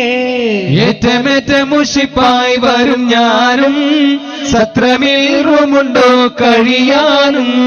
കാണു നീ സത്രവും കേൾക്കുവീരേ, വഴി പോക്കൻ ഞാനും ഓർക്കുവീരേ. ഏറ്റമേറ്റ മുഷിപ്പായി വരും ഞാനും, സത്രമേറുമുണ്ടോ കഴിയാനും. രാജഭടന്മാരെല്ലാം നമ്പരന്നേ, ഭ്രാന്ത് നീ ചൊല്ലുന്നോ പോയിടൂന്നേ. രാജകൊട്ടാരമാണിത് മോനെ, രാജവീട്ടോടിക്കോ തലവേണേ. രാജഭടന്തെല്ലാം നമ്പരന്നേ, ഭ്രാന്ത് നീ ചൊല്ലുന്നോ പോയിടൂന്നേ. രാജകൊട്ടാരമാണിത് മോനെ, രാജവീട്ടോടിക്കോ തലവേണേ. ഇയാളിങ്ങനെ രാജാവിനെ നോക്കി നിൽക്കാണ്. അപ്പൊ രാജാവ് ഇവരോട് ഇയാൾ എന്താണോ ചോദിക്കുന്നത്? അപ്പൊ ഒരുത്തൻ പറഞ്ഞു, ആള് മുഴുവൻ ഭ്രാന്തനാ രാജാവേ. എന്താന്ന് വെച്ചു? ഇയാള് പറയാ, ഇയാളൊരു വഴിയാത്രക്കാരനാണ്, ഈ ലോഡ്ജിൽ ഒരു റൂം തരുമോ? എന്ത്? ഈ ലോഡ്ജിൽ, കൊട്ടാരം നോക്കിയിട്ട് പറയാ ലോഡ്ജിൽ റൂം തരുമോ? അതില്ല, ലോഡ്ജല്ല കൊട്ടാരം എന്നിട്ട് ഇയാളെ തള്ളുക. ഇയാൾ പിന്നെയും ചോദിക്കുക, ലോഡ്ജിൽ റൂം തരുമോ, ലോഡ്ജിൽ റൂം തരുമോ? അപ്പൊ ബൽഖയിലെ ഭരണാധിപൻ ഈ മനുഷ്യന്റെ മുഖത്ത് നോക്കിയിട്ട് ചോദിച്ചു, ഈ പട്ടാളക്കാരൻ നിങ്ങളോട് പറഞ്ഞു കേട്ടില്ലേ? അപ്പൊ ഇയാള് രാജാവിനെ നോക്കിയിട്ട് പറഞ്ഞു, നിങ്ങളാ മാനേജർ? നിങ്ങളാണോ ലോഡ്ജിന്റെ മാനേജർ? ഒരു റൂം തരുമോ? ചെറുത് മതി കിടക്കാൻ, ഒരു ചെറിയ ബെഡ്റൂം തരുമോ കിടക്കാൻ? കാണു നീ സത്രവും കേൾക്കുവീരേ, ഞാൻ രാവിലെ പോയിക്കോളാന്നേ. വഴി പോക്കൻ ഞാനും ഓർക്കുവീരേ. എവിടെ കിടക്കാൻ സ്ഥലമില്ലഞ്ഞിട്ടാന്നേ. ഏറ്റമേറ്റം മുഷിപ്പായി വരും ഞാനും, അതുകൊണ്ട് ഒറ്റ രാത്രി മാത്രം ഇവിടെ. സത്രമിൽ റൂമുണ്ടോ കഴിയാനും. ഈ രാത്രി ഒന്ന് കിടക്കാൻ ഈ ലോഡ്ജിൽ ഒരു മുറി തരുമോ? പൈസ ഉണ്ട്, പൈസ ഉണ്ട്. ഇയാളെ മടിക്കൊട്ടെന്ന് കുറച്ച് പൈസയിലെടുത്ത് കൈ പിടിച്ചിട്ട് പറയുതാ, എണ്ണൊന്നും വേണ്ട, ഫുള്ളായിട്ട് വെച്ചോ, എന്നിട്ട് റൂം വന്നാൽ മതിയാണ്. രാജാവ് ചിരിച്ചിട്ട് പട്ടാളക്കാരോട് പറഞ്ഞു, നിങ്ങൾ പറഞ്ഞ ശരിയായി, ആള് ഭ്രാന്തനാ. ഇവിടെ മനുഷ്യൻ ഇന്നോട് ഇവർ പറഞ്ഞില്ലേ ഇത് മഹാനായ ബൽഖയുടെ ഭരണാധിപൻ ഇബ്രാഹിം നദ്ഹമിന്റെ കൊട്ടാരാന്ന് പറഞ്ഞില്ലേ ചോദിച്ചു. ഇയാള് ചിരിച്ചോണ്ട് പറഞ്ഞു, മഹാൻ മഹാൻ ഏത് മഹാൻ? എടോ ബൽഖയുടെ ഭരണാധിപനായ എന്റെ കൊട്ടാര ഇത്. ഉറപ്പാണോ? നിങ്ങളെ കൊട്ടാരാണോ? അത് എന്റെ കൊട്ടാരാണ്. നിങ്ങൾക്ക് എടുത്ത് കിട്ടിയ ചോദിച്ചു. എന്റെ ഉപ്പാപ്പാന്റെ അടുത്ത് കിട്ടിയത്. ഉപ്പാപ്പാക്ക് അടുത്ത് കിട്ടിയത് ഉപ്പാപ്പാന്റെ അടുത്ത്. ഉപ്പാപ്പാന്റെ ഉപ്പാപ്പാക്ക് അടുത്ത് കിട്ടിയത് ഉപ്പാന്റെ അടുത്ത് കിട്ടിയത്. ആ ഉപ്പ അവിടെ കൃത്യമായി താമസമില്ല. അയാൾ മരിച്ചപ്പോ ഉപ്പാപ്പ കിട്ടി, എന്നിട്ട് ഉപ്പാപ്പ മരിച്ചപ്പോ മറ്റേ ഉപ്പാപ്പ കിട്ടി, എന്നിട്ട് ആ ഉപ്പാപ്പ മരിച്ചപ്പോ ഈ ഉപ്പാപ്പ കിട്ടി, എന്നിട്ട് ആ ഉപ്പ മരിച്ചപ്പോ അവസാനം എന്റെ ഉപ്പാപ്പ മൻസൂർ ചക്രവർത്തിയെ മരിച്ചപ്പോ എനിക്ക് കിട്ടി. അപ്പൊ നിങ്ങളതല്ല, ഓരോരുത്തർ മാറി മാറി മാറി മാറി കിടന്നുറങ്ങിയിട്ട് പോയതല്ലേ. ആരും ഈ കൊട്ടാരത്തിൽ ഒരിക്കലും സ്ഥായിയായി നിന്നതില്ല. ആലം പടച്ചവന്റെ വിളി വന്നാൽ ആരും ഒഴിയാറില്ല. ആരും ഈ കൊട്ടാരത്തിൽ ഒരിക്കലും സ്ഥായിയായി നിന്നതില്ല. ആലം പടച്ചവന്റെ വിളി വന്നാൽ ആരും ഒഴിയാറില്ല. ആഖിറ നാളിൽ പോണ്ടേ കാര്യം ഓർമ്മകൾ നമ്മിൽ വേണ്ടേ. ആഖിറ നാളിൽ പോണ്ടേ കാര്യം ഓർമ്മകൾ നമ്മിൽ വേണ്ടേ. അതിനാൽ നീ വിട്ടിടണം കൊട്ടാരവും സകലം വെടിഞ്ഞിടണം. അമ്പിയത്താവിനെ ഓർത്തു നാം ജീവിതം നീക്കിടണം. ആ മനുഷ്യൻ പറഞ്ഞു, ഇത് നിങ്ങൾക്ക് പൂർവീകരിൽ നിന്ന് കിട്ടിയതല്ലേ. അവരാരും ഈ കൊട്ടാരത്തിൽ സ്ഥിരമായിട്ട് താമസിച്ചിട്ടില്ലല്ലോ. ഒരാൾ മരിച്ചുപോയാൽ അടുത്ത ആൾ വരും, അയാൾ മരിച്ചാൽ പിന്നെ അടുത്ത ആൾ വരും, അയാൾ മരിച്ചാൽ പിന്നെ അടുത്ത ആൾ വരും. നിങ്ങൾ മരിച്ചാൽ നിങ്ങളുടെ ഭാവിയിൽ ആരാണോ അയാൾക്ക് വരും. അപ്പൊ അത് തന്നെയാണ് ഒരു സത്രത്തിന്റെ അവസ്ഥ, ലോഡ്ജിന്റെ അവസ്ഥ. അതാണ്, ആരും സ്ഥിരമായി ഇവിടെ താമസിക്കാറില്ല. ഇത് പറഞ്ഞിട്ട് ആ മനുഷ്യൻ പെട്ടെന്ന് അപ്രത്യക്ഷനായി. പിന്നെ അയാളെ കാണുന്നില്ല. അപ്പൊ രാജാവിന് ഉറപ്പായി ഈ ലോകം വിട്ട് വിട പറയാൻ സമയമായിട്ടുണ്ട്. ആരും ഇവിടെ സ്ഥിരമായിട്ട് താമസിക്കാറില്ല. ഈ കൊട്ടാരം എന്റേതല്ലല്ലോ, ഇതെനിക്ക് അവകാശപ്പെട്ടതുമല്ലല്ലോ. പിന്നെ ആ ഒരു ചിന്തയിൽ ആ മൂപ്പര് കൊട്ടാരത്തിന് പോകണം എന്നൊക്കെ ചിന്തയുണ്ട്. പക്ഷെ കൊട്ടാരത്തിന് പോകാൻ കഴിയുന്നില്ല. കാരണം കൊട്ടാരത്തില് ജനങ്ങളുമായിട്ട് ഒരുപാട് ബന്ധങ്ങളും കാര്യങ്ങളൊക്കെ ഉണ്ടല്ലോ. പെട്ടെന്ന് അങ്ങനെ വലിച്ചെറിഞ്ഞ് പോകാനും പറ്റുന്നില്ല. പിന്നെ രാജാവാണെങ്കിൽ ആള് സംഗതി ആ കാലത്ത് ദുഷ്ടപ്പണിയെല്ലാം ചെയ്യുമെങ്കിലും ജനങ്ങളോട് ഭയങ്കര, ആ നാട്ടുകാരോട് ഭയങ്കര ഒരു സ്നേഹത്തെ പെരുമാറുന്ന രാജാവാണ്. ജനങ്ങളുടെ പ്രശ്നങ്ങൾക്കൊക്കെ മൂപ്പർ ഇടപെടും. ജനങ്ങൾക്ക് ആവശ്യമുള്ള ഒരാളും ആ നാട്ടിൽ പട്ടിണി കിടക്കാൻ പാടില്ല എന്ന വിശ്വാസം അയക്കുന്നുണ്ട്. ഒരു മനുഷ്യനും പട്ടിണി കിടക്കാൻ പാടില്ല, ഭക്ഷണം ആവശ്യമുള്ളവർക്കൊക്കെ എത്തിക്കും. അപ്പൊ മൂപ്പർ ചിന്തിച്ച്, ഞാനിവിടുന്ന് പോയി കഴിഞ്ഞാൽ ഇവിടുത്തെ നാട്ടുകാർക്ക് ആരാ ഭക്ഷണം കൊടുക്കുക? നാട്ടുകാർ ഭക്ഷണം ഇല്ലാണ്ട് കഷ്ടപ്പെട്ടു പോയല്ലോ, തെണ്ടിപ്പോയാലോ? പിന്നെ ഇവിടെ ഇറങ്ങിപ്പോയാൽ എനിക്കാരാ ഭക്ഷണം തരിക? അതൊരു പ്രശ്നമാണല്ലോ. നാട്ടുകാർക്കാര് ഭക്ഷണം കൊടുക്കും, എനിക്കാര് ഭക്ഷണം തരും. ആ ഒരു ചിന്തയിൽ മൂപ്പർ കുറേ ദിവസം അങ്ങനെ കഴിച്ചു കൂട്ടി. ഒരു ദിവസം ഉച്ച നിസ്കാരം കഴിഞ്ഞ് ദൂര നിസ്കാരം കഴിഞ്ഞ് പുരക്ക് വന്ന് കൊട്ടാരത്തിൽ വന്നിട്ട് കൊട്ടാരത്തിലെ ഡൈനിങ് ടേബിളിന്റെ മുന്നിൽ അവിടെ ഇരുന്ന് കാറ്റ് കൊണ്ടിട്ട് മൂപ്പർ നല്ല ജനലിന്റെ അടുത്ത് ഇങ്ങനെ ഇരിക്കുക. ഡൈനിങ് ടേബിൾ നമ്മൾ ഇഷ്ടം പോലെ വിഭവം കൊണ്ടുവച്ച്, ഒരുപാട് സാധനങ്ങൾ കൊണ്ടുവച്ച്, തിന്ന് നല്ല ഉഷാറാക്കാൻ വേണ്ടിയിട്ടുള്ള എല്ലാ സാധനങ്ങളും റെഡിയാക്കി വെച്ച് മൂപ്പര് തുടങ്ങാൻ വന്ന് ഇരിക്കുന്നേ ഉള്ളൂ. ഒരു കാക്ക പറന്ന് ജനലിന്റെ ഉള്ളിലൂടെ വന്നു. കാക്ക അന്തർമാൻ കാക്കയല്ല, ഒറിജിനൽ കാക്ക വന്നിട്ട് ജനലിന്റെ അവിടെ ഇരുന്നിട്ട് നേരെ ഡൈനിങ് ടേബിളിന്റെ മുമ്പിൽ അവിടെ വന്നിരുന്നു. മൂപ്പര ഇരിക്കുന്നതിന്റെ അടുത്ത് വന്ന് മൂപ്പര പ്ലേറ്റിൽ നിന്ന് ഒരു ചപ്പാത്തിയും കൊത്തി ഒറ്റപ്പാർക്കലായിട്ട് പറഞ്ഞു.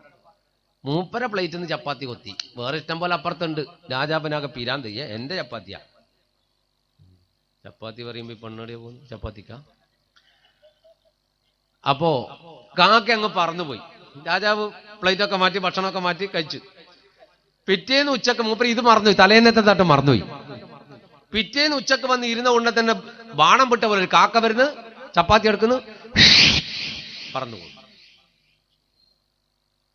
രാജാവ് അങ്ങനെ നോക്കി, ചപ്പാത്തി തന്നെ എടുക്കുന്ന ഷുഗറിന്റെ ആൾ കാക്കക്ക് ഷുഗറുണ്ടാ? ഷുഗറ് അതിന് ഷുഗറും പ്രഷറും കൊളസ്ട്രോളും ആശുപത്രിയിലെല്ലാം പോയാൽ അങ്ങനെയാ. ഷുഗർ പ്രഷർ ഡോക്ടർമാർ ഇവിടെ പിടിച്ചിട്ട് ചോദിക്കും ബി പി ഉണ്ടോന്ന്. ബി പി ഉണ്ടോന്ന് മനസ്സിലായിട്ടില്ലേ? ഭാര്യനെ പേടിയുണ്ടോന്ന് ചോദിക്കുന്നു. ബി പി ഒരുത്തന്നെ ആശുപത്രി പനിച്ചിട്ട് പോയിട്ട് ഗവൺമെന്റ് ആശുപത്രി പോയിട്ട് അവിടെ ഇരുന്നു പോലും. അപ്പൊ ഈ പനി അളക്കുന്ന ഒരു സാധനം ഉണ്ടല്ലോ, തെർമോമീറ്റർ, പനിമാപിനി, അതിവന്റെ നാവിന്റെ അടിയിൽ വെച്ചു കൊടുത്തു. സാധാരണ നമ്മളെ പോയാൽ വെച്ചു തൊക്കിൽ വെച്ചൊരു പഴയ സാധുപൊടിന്റെ പരസ്യം പോലെ ഇരുന്നോളാം. അപ്പോൾ സാധുപൊടി ഞാൻ വലിച്ചിട്ടില്ലേ, വലിച്ചാക്കൽ ചിരി വന്ന്. അപ്പോ ഇപ്പോഴത്തെ പിള്ളേർക്ക് സാധുപൊടി അറിയില്ല. ഇപ്പൊ കഞ്ചാവെല്ലാം പറഞ്ഞാലേ വേദിരിക്കൂ. ഈ സാധനം വായിന്റെ ഇടക്കാട് വെച്ചു കൊടുത്തിട്ട് സിസ്റ്റർ അപ്പുറത്ത് പോയതാ. കുറച്ചു കഴിഞ്ഞ് തിരിച്ചു വരുമ്പോൾ ഇപ്പൊ കണ്ണും തുറന്നങ്ങനെ ഇരിക്കുന്നു. ഈ സാധനം കാണുന്നില്ല. സിസ്റ്റർ ചോദിച്ചോടോ ഇതെടുത്തു എന്ന് വെച്ചു. ഓൻ പറഞ്ഞു ഇത്ര വലിയ ഗുളിക തന്നിട്ട് വെള്ളം തങ്ക തരാത്തേന്ന്. ഇത് തിന്നിനിവേ ഇപ്പം വായിലിട്ട് ശരിയാക്കിനി. അപ്പൊ ചപ്പാത്തി മാത്രം എന്ത് കാക്കങ്ങനെ എടുത്തിട്ട് പോന്നു രാജാവ്. അപ്പൊ രാജാവ് തീരുമാനിച്ചത് നാളെ അങ്ങനെ സംഭവിച്ചാൽ ആ കാക്കനെ വിടാൻ പാടില്ല, നോക്കണം പറഞ്ഞു. അപ്പൊ ആദ്യത്തെ മറന്നു, രണ്ടാം ദിവസം സംഭവിച്ചപ്പോ പിന്നെ മൂന്നാം ദിവസം സംഭവിച്ചാൽ പിടിക്കണം തീരുമാനിച്ചു രാജാവ്. കരുതി കൂട്ടിയിട്ട് രാജാവ് മൂന്നാമത്തെ ദിവസം ഇതേപോലെ വന്നിരുന്ന് നിങ്ങൾ നോക്കുന്നുണ്ട്. പെട്ടെന്നുണ്ട് മുറ്റത്തെ മരത്തിന്റെ പേര് കാക്ക ജനലിലൊളിട്ട് ഒരു വരവാ വരുന്നുണ്ട്. ചപ്പാത്തി എടുക്കുന്നുണ്ട്, ജനൽമ പോയി. സാധാരണ 2 ദിവസം ഇരുന്നിട്ട് ഒറ്റ പോക്ക് പോയതാ. മൂന്നാം ദിവസം ജനൽമേലിരുന്നു. രാജാവ് ചാടി എഴുന്നിട്ടു. എന്നിട്ട് കാക്ക പറഞ്ഞ് വീട്ടിന്റെ മുറ്റത്തിരുന്നു, മുറ്റത്ത് മരത്തിന്റെ മുമ്പത്തിരുന്നു. രാജാവ് മുറ്റത്തിറങ്ങി. അപ്പൊ അതിന്റെ അപ്പുറത്തെ മരത്തിൽ പോയിരുന്നു. അങ്ങോട്ട് പോകുമ്പോ അതിന്റെ അപ്പുറത്ത് പോയി. അപ്പൊ രാജാവ് നീ എന്നെ കളിപ്പിക്കണം. രാജാവ് പറഞ്ഞു ആരെവിടെ? എടാ കാക്ക പറഞ്ഞാൽ എനിക്ക് ബാക്കപ്പ് പോണം, അതുകൊണ്ടൊരു കുതിരനെ കൊണ്ടാ. രാജപടം പറഞ്ഞു കുതിര പറക്കൂല, നിന്നെ ഞാൻ പറപ്പിക്കും, നീ കുതിരനെ കൊണ്ടാണ്. കുതിരനെ കൊണ്ടെന്ന് രാജാവ് കുതിരപ്പുറത്ത് കയറിയപ്പോ കാക്ക മരത്തിന് പോകുന്ന അപ്പുറത്തെ മരത്തിലേക്ക് പറഞ്ഞു. രാജാവ് അടിയിലൂടെ കാക്ക മേലോട്ട്. ഇത്രയും വേഗത്തിൽ തന്റെ കുതിരപ്പുറത്ത് പുറപ്പെട്ട് ഊറാബിന്റെ ഹൽഫിലുള്ള ജബലിന്റെ മേലെ അവരെത്തും നേരത്ത് കണ്ടു സഹറിന്റെ പിന്നിലായി ബന്ധനം തന്നിൽ കഴിഞ്ഞിട്ട് ഒരുവനും കണ്ണുനീർ വാർത്തു വിളിക്കുന്നു റബ്ബിനെ വേവലാതി പൂത്ത്. എത്രയും വേഗത്തിൽ തന്റെ കുതിരപ്പുറത്ത് പുറപ്പെട്ട് ഊറാബിന്റെ ഹൽഫിലുള്ള ജബലിന്റെ മേലെ അവരെത്തും നേരത്ത്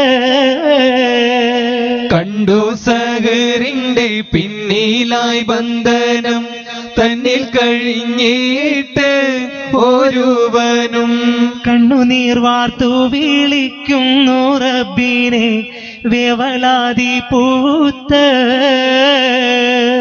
കാക്ക മേൽഭാഗത്തൂടെ പറക്കുന്നു, രാജാവ് അടിഭാഗത്തൂടെ കുതിരപ്പുറത്ത് പായുന്നു. രാജാവ് കൂടെ എത്താൻ വേണ്ടി കാക്ക വളരെ മനോഹരമായിട്ടാണ് പറന്നുകൊണ്ടിരിക്കുന്നത്. ഓരോ കൊമ്പത്തും മാറി മാറി പറന്നിരിക്കും. ഈ ചപ്പാത്തി ആണെങ്കിൽ വായൊക്കെ കടിച്ചു പിടിച്ചിട്ടുണ്ട്, അനക്കൊന്നുമില്ല സാധനം. സാധാരണ ഒരു കാക്കയാണെങ്കിൽ കൊത്തി ഉടനെ അവിടെ തിന്നുമല്ലോ, ഇത് അനക്കുന്നില്ല, കൊത്തി പിടിച്ചിട്ടുണ്ട്, അങ്ങനെ തന്നെ പോവാ. അങ്ങനെ പിന്നെ ഈ കാക്ക പറന്നിട്ട് കുന്നിന്റെ മേലേക്കാണ് പറക്കണത്. രാജാവ് താഴെ അങ്ങനെ പോയി കുന്നമ്മറ്റ് പറന്ന് കുന്നിന്റെ ഏറ്റവും മേലെ വന്നു. അവിടെ ഒരു മരത്തിന്റെ കൊമ്പുമിൽ ആ കാക്ക വന്നിരുന്നു. പെട്ടെന്ന് കാക്ക പറന്ന് അവിടെ ഒരു പാറയുണ്ട്. ആ പാറയുടെ അപ്പുറത്തെ ഭാഗത്തേക്ക് ചെരിഞ്ഞങ്ങോട്ട് ഇറങ്ങി. പാറയുടെ മറുഭാഗത്തേക്ക് കാക്ക അങ്ങോട്ട് പറന്നു പോയപ്പോ രാജാവ് കുതിരപ്പുറത്തുനിന്നിറങ്ങി മെല്ലെ നടന്നു. ദൂരെ നിന്നൊരു കാഴ്ച കണ്ടു. രാജാവ് അത്ഭുതപ്പെട്ടു പോയി. ചങ്ങലയിൽ ബന്ധിച്ചിട്ട് ഒരു മനുഷ്യൻ പാറയുടെ ചോട്ട് കിടക്കാണ്. ആ പാറയുടെ ഭാഗത്ത് ചങ്ങലയിൽ കൈകാലുകൾ ബന്ധിച്ചിട്ട് ഒരു മനുഷ്യൻ അങ്ങനെ മലന്ന് കിടക്കും. ഈ കാക്ക കൊണ്ടുപോയിട്ട് ഈ ചപ്പാത്തി ഒരു കാലുകൊണ്ട് ചവിട്ടി പിടിച്ചിട്ട് കൊക്കൊണ്ട് ഇങ്ങനെ പറിക്കും. എന്നിട്ട് ഇയാളെ വായിൽ വെച്ചു കൊടുക്കും. ഇയാൾ മലന്ന് കിടന്നിട്ട് തിന്നുക. എന്നിട്ട് രണ്ടാമത്തെ കഷ്ണം കൊത്തിയിട്ട് വായിൽ വെച്ചു കൊടുക്കും. എന്നിട്ട് കാക്ക കൂളായിട്ട് അങ്ങ് പറന്നുപോയി. ഇയാളിത് തിന്നിട്ട് കിടന്നു. രാജാവ് ഈ അത്ഭുതകരമായ കാഴ്ച കണ്ടിട്ട് മെല്ലെ നടന്നു വന്നിട്ട് സലാം പറഞ്ഞു. അസ്സലാമു അലൈക്കും. മലർന്ന് കിടന്ന കിടപ്പിൽ ഈ മനുഷ്യൻ വഅലൈക്കും അസ്സലാം അൽഹംദുലില്ലാ ആരാന്ന് വെച്ചു. ആരാന്ന് ഇയാൾക്ക് ചെരിയാനും അറിയാനും കഴിയുന്നില്ല. ചങ്ങലിൽ പൂട്ടിട്ട് കിടക്കുക. അപ്പൊ മൂപ്പര് പറഞ്ഞു, ഞാനൊരു നാട്ടുകാരനാണ്, എന്നെ ഈ ചങ്ങലിൽ നിന്ന് അയച്ചുതരുമെന്ന് വെച്ചു. ഇബ്രാഹിം നബി അവിടെ കുത്തിയിരുന്നൊരു ചങ്ങലിൽ നിന്ന് ഇയാൾ പുറത്ത് എല്ലാം കട്ടയിച്ച് നേരെ ഇയാൾ പറഞ്ഞു, അൽഹംദുലില്ലാ അൽഹംദുലില്ലാ, എന്റെ പ്രാർത്ഥന നീ കേട്ടല്ലോ പടച്ചോനെ. ഇബ്രാഹിം നബി ചോദിച്ചു, നിങ്ങൾ ആരാണ്? അപ്പൊ പറഞ്ഞു, ഞാൻ ഒരു കച്ചവടക്കാരനാണ്. കച്ചവട ആവശ്യാർത്ഥം യാത്ര ചെയ്യുമ്പോൾ കൊള്ളക്കാരനെ പിടിച്ച് എന്റെ സമ്പത്ത് മുഴുവൻ കൊള്ളയടിച്ചിട്ട് അവരൻ എന്നെ ഈ പാറയുടെ ചോട്ടിൽ ചങ്ങലിൽ കെട്ടിയിട്ട് പോയി കളഞ്ഞു. 3 ദിവസമായി ഞാൻ ഇവിടെ കിടന്ന് നരകിക്കുന്നു. 3 ദിവസമായി ഞാൻ അള്ളാഹിനോട് വന്ന പടച്ചോനെ എന്നൊന്ന് മോചിപ്പിക്കണേ റബ്ബേ, എന്നൊന്ന് രക്ഷപ്പെടുത്തണ പടച്ചോനെ. ഞാൻ 3 ദിവസമായി രാവും പകലും ഇവിടെ കിടന്നിട്ട് അള്ളാഹിനോട് ദ്വാരക്കുന്നു. അപ്പൊ ചോദിച്ചു, ഈ 3 ദിവസം ഈ പാറിന്റെ ചോട്ടിൽ കിടക്കുമ്പോൾ നമുക്ക് വിശന്നിട്ടില്ലേ? വിശപ്പുണ്ടായിരുന്നില്ലേ? അപ്പൊ പറഞ്ഞു, അവിടെയാണ് എന്റെ റബ്ബിന്റെ കുദറത്ത്. അയാൾ പറയാൻ, എവിടെയാണ് എന്റെ റബ്ബിന്റെ കുദറത്ത്? കൃത്യമായി ഒരു കാക്ക ഒരു ചപ്പാത്തി കൊണ്ടുവന്ന് പൊട്ടിച്ച് എന്റെ വായിൽ വെച്ച്. പക്ഷെ കാക്കക്ക് എന്റെ ചങ്ങലയിക്കാൻ പറ്റൂലല്ലോ. പറ്റുമെങ്കിൽ അത് അതും കൂടി ചെയ്യുമെന്ന് എനിക്ക് തോന്നുന്നു. ആ കാക്ക എന്റെ വായിലേക്ക് ഈ ഭക്ഷണം ഇട്ട് തന്നിട്ട് പറന്നു കളയും. നിങ്ങൾ വരുന്നതിന് അല്പം മുമ്പാണ് കാക്ക ചപ്പാത്തി എന്റെ വായിലിട്ടിട്ട് പോയത്. പക്ഷേ ഒരു കാര്യം കൂടി, ഇത്ര മനോഹരമായ ഇത്ര രുചികരമായ ഒരു ഭക്ഷണം ഞാൻ എൻ്റെ ജീവിതത്തിൽ കഴിച്ചിട്ടില്ല. ഇത്ര രുചികരമായ ഒരു ഭക്ഷണം ഞാൻ എൻ്റെ ജീവിതത്തിൽ കഴിച്ചിട്ടില്ല. എന്റെ പുരയെ നിങ്ങൾക്കൊന്നും ഉണ്ടാക്കിയിട്ടില്ല. അത്ര കൊട്ടാരത്തിലെ ഭക്ഷണം അത്. ഇത്ര നമ്മളെല്ലാം എന്തായാലും ഗുണമില്ലാന്നേ പറയൂ. ആണുങ്ങളെ സ്വഭാവമാണല്ലോ. പെണ്ണുങ്ങളെ നീ എങ്ങനെ ഉണ്ടാക്കിയാലും നീ ഉണ്ടാക്കിയ ഓളിങ്ങനെ വന്ന് നിൽക്കുന്നുണ്ടോ, ഇത് ഉണ്ടാക്കിയിട്ട് കൊടുത്തിട്ട് ഒരു നല്ല അഭിപ്രായം കേൾക്കാൻ വേണ്ടി, ഒരു റാഹത്താകാൻ വേണ്ടിയിട്ട് ഇങ്ങനെ നിൽക്കുന്നുണ്ട്. അന്നേരം എന്തായാലും ഉണ്ടാക്കി നീ ഇത് ദൈതി പിരാന്ത ഓളെ മനസ്സിലുണ്ടാവും. എന്തെങ്കിലും ഒരു ഇനി എന്ത് ഗുണമില്ലെങ്കിലും ഒരു നല്ലതൊന്ന് പറഞ്ഞു നോക്ക് പെണ്ണുങ്ങളോട്. എത്ര റാഹത്തുണ്ടാവറിയോ? ചിലപ്പോൾ നല്ല മുളകുള്ള കറിയെല്ലാം അങ്ങോട്ട് ഉണ്ടാക്കിയിട്ട് അണ്ണാക്കിൽ വെച്ചാൽ പൊള്ളിയിട്ട് നല്ല രസമുണ്ട് കേട്ടോ, അതല്ല രസമുണ്ട്, ഫുള്ള് രസാന്ന് പറഞ്ഞാൽ എന്ത് സന്തോഷമാണ് പെണ്ണുക്കെന്നറിയോ? പിറ്റേന്ന് കുറച്ചും കൂടി മുളകിട്ട് കൊണ്ട് തരൂ. എന്നാലും ഒന്ന് റാഹത്ത് പറഞ്ഞു നോക്ക്, എത്രയോ റാഹത്തുണ്ടാവും. ഒന്ന് അങ്ങോട്ടും ഇങ്ങോട്ടും അഡ്ജസ്റ്റ് ചെയ്ത് ജീവിക്കൂട്ടെ. ഭാര്യയും ഭർത്താവില്ലായിട്ട് നല്ല രസമായിട്ട് സഹിക്കാനും പൊറുക്കാനും പരസ്പരം തയ്യാറായാൽ കുടുംബജീവിതം ഹൈറാവും. അല്ലാഹു നമുക്ക് തൗഫീക്ക് തരട്ടെ. ഞാൻ വിചാരിച്ചു ആര് പെണ്ണുങ്ങ പറഞ്ഞേച്ച്. അപ്പോ ഇത്ര രുചികരമായൊരു ഭക്ഷണം ഞാൻ എൻ്റെ ജീവിതത്തിൽ കഴിച്ചിട്ടില്ല. അള്ളാഹു എൻ്റെ പ്രാർത്ഥന കേട്ടു. ആ ഭക്ഷണം കഴിച്ചാൽ എനിക്ക് വിശപ്പ്, പിറ്റേന്ന് ഉച്ചവരെ എനിക്ക് വിശക്കുകയും ചെയ്യില്ല. ഇപ്പോ അള്ളാഹു നിങ്ങളിവിടെ എത്തിച്ചല്ലോ എന്നെ കെട്ടയിക്കാൻ. കൊണ്ടുപോയി നാട്ടിലേക്ക് കൊണ്ടുപോയി. എന്നിട്ട് പറഞ്ഞു, ഞാൻ ബൽഖയുടെ ഭരണാധിപൻ ഇബ്രാഹിം നദ്ഹമാണ്, നിങ്ങൾ പോയിക്കൊള്ളുന്നു. 2 ചോദ്യങ്ങൾക്കാണ് ഇബ്രാഹിം നദ്ഹമിന് ഒരു കാക്ക ഉത്തരം കൊടുത്തത്. കാക്കയിലൂടെ പടച്ചോൻ. മലമുകളിലെ പാറയുടെ ചുവട്ടിൽ ഒരു മനുഷ്യൻ 3 ദിവസം കിടന്ന് പ്രയാസം അനുഭവിക്കുമ്പോൾ ബൽഖയിലെ ഇബ്രാഹിം അത് കണ്ടിട്ടില്ല. പക്ഷേ സൃഷ്ടിച്ച സൃഷ്ടാവ് അത് കണ്ടിട്ടുണ്ട്. അള്ളാഹു അയാൾക്ക് കൃത്യമായി ഭക്ഷണം എത്തിച്ചു കൊടുത്തു. ബൽഖയുടെ ഭരണാധിപൻ ഉറപ്പായി, ഞാനിവിടുന്ന് പോയാലും ജനങ്ങൾക്ക് പ്രശ്നമൊന്നുമില്ല, അള്ളാഹുവാണ് സൃഷ്ടിച്ചവൻ, അള്ളാഹു കൊടുത്തോളും ഭക്ഷണം. പിന്നെ ആ പാറച്ചോട്ടിൽ നരകിച്ച് കിടന്ന ഈ മനുഷ്യന് കാക്ക ഭക്ഷണം കൊടുത്ത പോലെ ഞാൻ എവിടെ പോയാലും അള്ളാഹ് എനിക്ക് ഭക്ഷണം തരൂ. തിന്നാൻ എവിടെ നിന്നാലും കിട്ടൂ, പിന്നെന്താ പോണേന്? ഈ 2 ചോദ്യങ്ങൾക്കുള്ള ഉത്തരം അള്ളാഹു ആ കാക്കയിലൂടെ പഠിപ്പിച്ചു കൊടുത്തു. ആർക്ക്? ബൽഖയുടെ ഭരണാധിപൻ. അതുകൊണ്ട് നമുക്കും പ്രശ്നമൊന്നുമില്ല, പോയെടുത്ത് തിന്നാൻ കിട്ടും എന്നുള്ള ഉറപ്പ് പോയിക്കൊള്ളുക.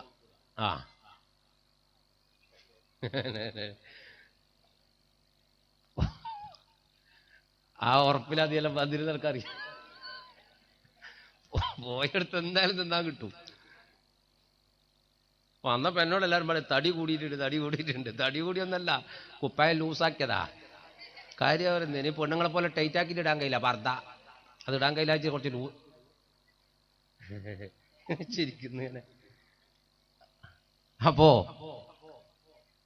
തടി കൂടി നല്ല പോയാലോ. ഇപ്പൊ ഭക്ഷണം എവിടുന്നാലും കിട്ടുമെന്ന് ഉറപ്പായില്ലേ, അതിന് പോവാ. പക്ഷെ പോവാൻ പറ്റുന്നില്ല, പിന്നെയും പ്രശ്നങ്ങളുണ്ട്. ബന്ധവും ഭാര്യ മക്കള് ചൊറ, അങ്ങനെ പോവാൻ കഴിയാത്തൊരു കോലത്തിൽ കൊട്ടാരത്തിൽ തന്നെ ജീവിക്കുകയാണ്. കൊട്ടാരത്തിൽ ജീവിച്ചുകൊണ്ടിരിക്കുമ്പോൾ ഒരു ദിവസം ഭയങ്കര വിചിത്രമായ ഒരു രസകരമായ ഒരു സംഭവം കൊട്ടാരത്തിൽ. പട്ടാളക്കാരെന്നുണ്ടെങ്കിൽ അങ്ങോട്ട് ഓടുന്നു, കുറേ അങ്ങ് ഇങ്ങോട്ട് ഓടുന്നു, കുറേ 4 വൈക്ക് ഓടുന്നു, എന്തോ ഒന്ന് കേട്ടിട്ട് ഓടുകയാണ്. രാജാവ് എന്തോ ഒരു ശബ്ദം കേൾക്കുന്നുണ്ട്. രാജാവ് കൊട്ടാരത്തിന് പുറത്തിറങ്ങി. സന്ധ്യാസമയമാണ്, മഗ്‌രിബിന്റെ സമയമാണ്, ഇരുട്ട് വ്യാപിക്കാൻ തുടങ്ങിയിട്ടുണ്ട്. അപ്പോ രാജാവ് നോക്കും പട്ടാളക്കാരെങ്കിലും അങ്ങോട്ട് എടാ എന്താണ് അങ്ങോട്ട് ഓടുന്ന കുറേ ഇങ്ങോട്ട് കൊടുത്ത് ഇങ്ങോട്ട് ഓടുന്ന അറിയുമ്പോൾ കുറേ ബാക്കോട്ട് കൊടുത്തു. 4 ഭാഗത്തോടുന്ന് ഓടുന്നോടത്ത് ഒരുത്തം പിടിച്ചു പറഞ്ഞു, രാജാവേ എന്തോ ഒരു ശബ്ദം കേൾക്കുന്നുണ്ടോ നിങ്ങള്? ജമലെ കണ്ടോ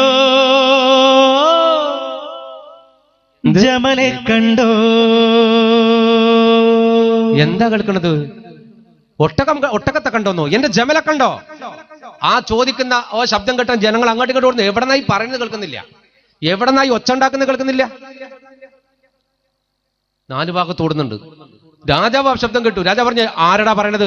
അറിയില്ല രാജാവ്, എവിടെന്നാ കേൾക്കുന്നത് പറയണില്ല, അറിയണില്ല എന്നാണ്.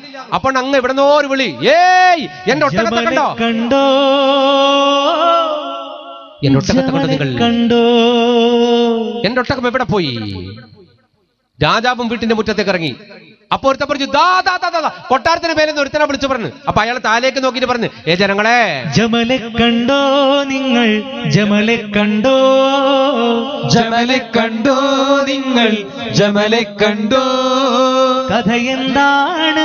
നിങ്ങൾ വന്നതെന്താണ്? കഥ എന്താണ്? നിങ്ങൾ വന്നതെന്താണ്?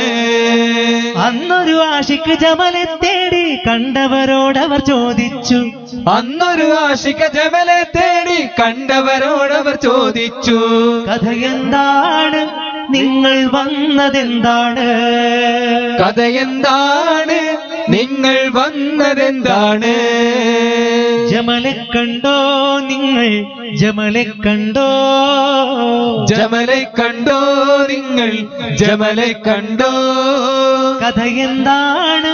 നിങ്ങൾ വന്നതെന്താണ്? കഥ എന്താണ്? നിങ്ങൾ വന്നതെന്താണ്? കൊട്ടാരത്തിന്റെ മേൽഭാഗത്തു നിന്ന് ഒരു മനുഷ്യൻ ഏറ്റവും അതിന്റെ ടോപ്പിൽ നിന്നിട്ട് താഴെയുള്ള മനുഷ്യന്മാരോട്, എന്റെ ഒട്ടകത്തെ കണ്ടോ? എന്റെ ഒട്ടകം എവിടെ? ഇവര് പറഞ്ഞിങ്ങോട്ട് ഇറങ്ങ്. എന്റെ ഒട്ടകത്തെ കണ്ടോ? ഞാൻ ഒട്ടകത്തെ അന്വേഷിക്കാണ്, ഒട്ടകത്തെ കണ്ടാൽ ഞാൻ ഇറങ്ങാം. ഇബ്രാഹിം അദ്ദേഹം പറഞ്ഞു, ആ ഒട്ടകം ഉണ്ട്, വാന്ന് പറഞ്ഞു. ഒട്ടകം താഴെ ഉണ്ട്, ഇങ്ങോട്ട് ഇറങ്ങിക്കോ. ഇയാള് വേല ചെയ്ത് വീണ് വരിച്ചോണ്ടയച്ചിട്ട് താഴേക്ക് ഇറക്കി. താഴെ ഇറങ്ങിയിട്ട് ഇയാള് ഇബ്രാഹിം അദ്ദേഹത്തിനോട് ചോദിച്ചു, മനുഷ്യ എന്റെ ഒട്ടകം എവിടെ? അപ്പൊ പട്ടാളക്കാർ പിടിച്ചിട്ട് പറഞ്ഞു, നീ എന്ത് ഭ്രാന്താണ് പറഞ്ഞത്? ഇത് ബല്ലക്കയുടെ ഭരണാധിപൻ ഇബ്രാഹിം നദമാണ്, അയാളുടെ കൊട്ടാരാണിത്. ഈ കൊട്ടാരത്തിലാണോ നിന്റെ? ഓടിപ്പോയി ഒട്ടകത്തെ പരുന്നത്. അപ്പൊ പറഞ്ഞു, ഹേയ് എന്റെ ഒട്ടകം എവിടെ? എന്റെ ഒട്ടകത്തെ കാണിച്ചു തരും നിങ്ങൾ. കൊട്ടാരത്തിനുള്ളിൽ എന്നുടെ ജമലെ നിങ്ങൾ കണ്ടെന്നോ? കൊട്ടാരത്തിനുള്ളിൽ എന്നുടെ ജമലെ നിങ്ങൾ കണ്ടെന്നോ? പിടിച്ചു കെട്ടിത്തരുമോ നിങ്ങൾ എന്നുടെ കയ്യിൽ ഇവയുന്നോ? പിടിച്ചു കെട്ടിത്തരുമോ നിങ്ങൾ എന്നുടെ കയ്യിൽ ഇവയുന്നോ? കണ്ടില്ല ഞങ്ങൾ കണ്ടില്ല, കണ്ടില്ല ഞങ്ങൾ കണ്ടില്ല. നിങ്ങളുടെ ജമലെ ഈ കൊട്ടാരത്തിൽ കണ്ടില്ല, നിങ്ങളുടെ ജമലെ ഈ കൊട്ടാരത്തിൽ കണ്ടില്ല. കഥ എന്താണ്? നിങ്ങൾ വന്നതെന്താണ്? കഥ എന്താണ്? നിങ്ങൾ വന്നതെന്താണ്? ഇയാൾ ഓരോ മുറിക്കകത്തും കൊട്ടാരത്തിന്റെ അകത്ത് ഓടിപ്പോയിട്ട് അകത്ത് പരുതാൻ ഈ കാണാണ്ടായ ഒട്ടകത്തിനെ പരുതുന്നതും കൊട്ടാരത്തിനുള്ളിൽ പോയിട്ട് അലമാര വലിച്ചു നോക്കുക, മേശ വലിച്ചു നോക്കുക, ഒട്ടകം ഉണ്ട് അതിൻ്റെ ഉള്ളിൽ. പട്ടാളക്കാർ ബേക്കിലൂടെ ഇയാളെ പിടിച്ചിട്ട് കിട്ടുന്നില്ല, ഇയാളെ തട്ടിത്തെറിപ്പിക്കുക, അടുത്ത മുറി പോവും. അവിടുത്തെ വലിപ്പോർ നോക്കൂ, ഒട്ടകണ്ടാ. അടുക്കള ഭാഗത്തേക്ക് കൂടി പാത്രം തുറന്നു നോക്കി, ഒട്ടകണ്ടാന്ന്. രാജാവും ജനങ്ങളും ഇയാളെ ബേക്കിലൂടെ ഇയാളെ പിടിച്ചിട്ട് കിട്ടുന്നില്ല. 4 വൈക്ക് ഇയാളെ ഉടല്ലേ. അവസാനം പിടിച്ചു നിർത്തി. രാജാ പറഞ്ഞു, ഏട്ടാ ഭ്രാന്ത, ഇത് രാജകൊട്ടാരാണ്, ഈ കൊട്ടാരത്തിനുള്ളാണോ നിന്റെ ഒട്ടകത്തെ തീർന്നത്? അപ്പൊ അയാൾ ചിരിച്ചോണ്ട് പറഞ്ഞു, കൊട്ടാരത്തിന്റെ ഉള്ളിൽ ഒട്ടകത്തെ തേടി നടക്കുന്നവന് ഭ്രാന്താണല്ലേ? രാജാ പറഞ്ഞതേ, കൊട്ടാരത്തിന്റെ അകത്തളങ്ങളിൽ ഒട്ടകത്തെ തേടി നടക്കുന്നവന് ഭ്രാന്ത് തന്നെയാണ്, നീ ബുഴുഭ്രാന്തനാണ്. അങ്ങനെയാണെങ്കിൽ ഈ സുഖങ്ങൾക്ക് നടുവിൽ കൊട്ടാരത്തിൽ നിങ്ങൾക്ക് ഭ്രാന്താണെന്ന് ഞാൻ പറഞ്ഞു. സുഖലോലുപനായി കൊട്ടാരത്തിൽ വാഴും അങ്ങുടെ മനമെന്താ? സുഖലോലുപനായി കൊട്ടാരത്തിൽ വാഴും അങ്ങുടെ മനമെന്താ? സുഖിച്ചു പിന്നെ റബ്ബിൻ സാമീപ്യത്തിലെത്താൻ വഴിയെന്താ? സുഖിച്ചു പിന്നെ റബ്ബിൻ സാമീപ്യത്തിലെത്താൻ വഴിയെന്താ? കാണില്ല നിങ്ങൾ കാണില്ല, കാണില്ല നിങ്ങൾ കാണില്ല. ഈ ഇതുപോലെ എങ്കിൽ റബ്ബെ കാണില്ല, ഇതുപോലെ എങ്കിൽ റബ്ബെ കാണില്ല. കഥ എന്താണ്, നിങ്ങൾ വന്നതെന്താണ്? കഥ എന്താണ്, നിങ്ങൾ വന്നതെന്താണ്? അതെ, കൊട്ടാരത്തിന്റെ അകത്ത് ഒട്ടകത്തെ തേടി നടക്കുന്ന എനിക്ക് ഭ്രാന്താണ് എന്ന് നിങ്ങൾ പറഞ്ഞാൽ, ഈ കൊട്ടാരത്തിന്റെ അകത്ത് സുഖലോലുപതയുടെ മധ്യത്തിൽ നിന്നുകൊണ്ട് അള്ളാഹുവിനെ കണ്ടുപിടിക്കാൻ ശ്രമിക്കുന്ന നിങ്ങൾക്ക് മുഴുഭ്രാന്താണ്. ഇബ്രാഹിം അത് ഞെട്ടി വീണ്ടും കൊട്ടാരത്തിന്റെ ഉള്ളിൽ നിന്ന്, ഈ സുഖലോലുപതയുടെ മധ്യത്തിൽ നിന്ന് എനിക്കെന്റെ റബ്ബിനെ കണ്ടുപിടിക്കാൻ കഴിയില്ല എന്ന് ബോധ്യപ്പെടുത്തി കൊടുത്തു ആ മനുഷ്യൻ, അള്ളാഹു നിയോഗിച്ചത് ആള്. കൊട്ടാരം വിട്ടു പോകാനുള്ള വല്ലാത്തൊരു ആഗ്രഹം ഉണ്ടായി. പക്ഷെ മൂപ്പർക്ക് ഒരു ആഗ്രഹമുണ്ട്, ഒന്ന് ഹജ്ജിന് പോകണം. ഹജ്ജിന് പോകണം. ദുൽഹജ്ജ് മാസം പറഞ്ഞു. ഹജ്ജിന്റെ കർമ്മങ്ങൾ നാളെ ആരംഭിക്കും. തലേന്ന് വൈകുന്നേരം വരെ മൂപ്പർക്കൊരു പൂതി, ഹജ്ജിന് പോകണം. ബൽക്കയിൽ നിന്ന് ആയിരക്കണക്കിന് കിലോമീറ്റർ സഞ്ചരിക്കണം മക്കയിലേക്ക്. ഇന്നത്തെ പോലെയല്ല, ഇന്ന് നമുക്ക് രാവിലെ പോയാ ഉച്ചയാകുമ്പോൾ അടുത്തു. ഹജ്ജിന് പോവാന്ന് പറഞ്ഞാൽ, പണ്ടൊക്കെ ഹജ്ജിന് പോകാന്ന് പറഞ്ഞാൽ പോക്കന്നെയാണ്. മരിക്കാൻ ഉറപ്പിച്ചിട്ട് ആ മനുഷ്യന്മാര് പോക്ക്. തിരിച്ചു വരുന്നുള്ള ഒരു വിശ്വാസത്തിലൊന്നല്ല പഴയ ഹജ്ജാജികൾ ഇവിടെ നിന്ന് ഹജ്ജിന് പുറപ്പെട്ടത്. കഫം പുടവയുടെ തുണിയെടുത്തിട്ട് വെച്ചിട്ടേ അവർ ഇവിടുന്ന് പുറപ്പെട്ടിട്ടുള്ളൂ. ഇന്ന് അങ്ങനെയൊന്നും ഇല്ലട്ടാ. ഇന്ന് ഹജ്ജിന് പോകുന്ന പണിക്കാർ ഏൽപ്പിച്ചിട്ടാ പോകുന്നത്. നീ ആ തെങ്ങിന് വളമിടണോ, നീ മറ്റേ ഇഷ്ടിക വെക്കണം, നീ കല്ലറക്കണം, പൈസ ഞാൻ വന്നിട്ട് തരാം. ഇവനെ ഈ പോകുന്നവൻ ഹജ്ജിന് പോകുന്നതാണ്.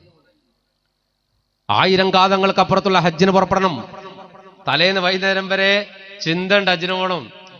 അന്നത്തെ മഗ്‌രിബ് നിസ്കാരം കഴിഞ്ഞ് പള്ളിയിൽ നിന്ന് തിരിച്ചു വരുമ്പോൾ തന്റെ മതിലിനോട് ചേർന്നിട്ട് പുറത്ത് ഒരു ഫക്കീറായ മനുഷ്യൻ ഇങ്ങനെ ഇരിക്കുന്ന, ജട പിടിച്ച മുടിയുള്ള ഒരു മനുഷ്യൻ. ആ തേജസ്സുള്ള രൂപം കണ്ടപ്പോൾ ഇബ്രാഹിം നബി സലാം ചൊല്ലി, അസ്സലാമു അലൈക്കും. പറഞ്ഞു വഅലൈക്കും അസ്സലാം വറഹ്മത്തുള്ളാഹ്. അപ്പൊ ചോദിച്ചു, നിങ്ങൾ ആരാണ്? ഞാനൊരു മുസാഫിറാണ്, വഴിപോക്കനാണ്. എങ്ങോട്ടാ യാത്ര? ഞാൻ ഹജ്ജിന് പോവാണ്. അവർ ചിരിച്ചുപോയി. ഹജ്ജിന് പോവുകയാണോ? ഹജ്ജ് നാളെ രാവിലെ ആരംഭിക്കല്ലേ? അതെ. നിങ്ങൾ ഹജ്ജിന് പോവുകയാണോ? അതെ. 1000 കിലോമീറ്റർ അപ്പുറത്തുണ്ട്. ഞാനും പോകാൻ ആഗ്രഹിച്ച ഒരാളാ. ഇനിയപ്പോ പോകാനാ? അടുത്ത കൊല്ലത്ത് ഹജ്ജിന് പോകാൻ നമുക്ക് പറഞ്ഞു. അല്ല, എനിക്ക് ഹജ്ജിന് പോകണം. അപ്പൊ ഇബ്രാഹിം നബി വെറുതെ ചോദിച്ചു, എന്നെയും കൊണ്ടുപോകും ഹജ്ജിന് എന്ന് വെച്ചു. ഇൻഷാ അല്ലാഹ് നമുക്ക് രണ്ടാക്കും പോകാലോ പറഞ്ഞു. നമുക്ക് രണ്ടാക്കും പോകാം. എന്നാ എപ്പാ പോകണമെന്ന് വെച്ചു. ഞാന് വിളിക്കുമ്പോൾ പോവാറ്. ഞാൻ വിളിക്കും, അന്നേരം പോയിക്കൊള്ളണം, പുറപ്പെടാറ്. അപ്പൊ എപ്പോഴാന്ന് വെച്ചു, അത് ഞാൻ വിളിക്കുവോ അന്നേരം പോവാ. എന്നാ അത് എപ്പോഴാ? നമുക്ക് തൽക്കാലം വിശ്രമിക്കണ്ടേ? ആയിക്കോട്ടെ, എന്നാ കൊട്ടാരത്തിൽ വിശ്രമിക്കാം. വരാന്ന് പറഞ്ഞു. മൂപ്പരും കയറി, മൂപ്പർക്ക് സൗകര്യമൊക്കെ ചെയ്തു കൊടുത്തു. മൂപ്പര് കിടന്നു. നിങ്ങളും കിടന്നു, ഞാൻ വിളിക്കുമ്പോൾ ഹജ്ജിന് പോകാന്ന് പറഞ്ഞു. അത് രണ്ടാള് 2 മുറി കിടന്നു. മൂപ്പര് ബെഡ്റൂമിൽ കിടന്നു. ഈ ഇറാൻ മനുഷ്യന് വേറെ റൂമിൽ കൊടുത്ത് മൂപ്പർ അതിൻ്റെ ഉള്ളും കിടന്നു. നട്ടപ്പാതിരാക്കി ഇബ്രാഹിം നബിന്റെ ഡോറിന് പോയി തട്ടി. ഡുണ്ടുണ്ടും മൂപ്പര് വായിൽ പറഞ്ഞു, ആരാ? ഞാനാ. എന്തേ? ഹജ്ജിന് പോകാന്ന് പറഞ്ഞു. മൂപ്പർ ഒറ്റ ചിരിയടി ചിരിച്ചു. നട്ടപ്പാതിരാക്ക് നേരം വെളുക്കാൻ കുറച്ച് മണിക്കൂറേ ഉള്ളൂ, ഹജ്ജിന് പോകാനാണ്. ഇപ്പൊ പോവാ, വേഗം പോവാറ്. ഭാര്യ വെച്ച്, എന്തേ?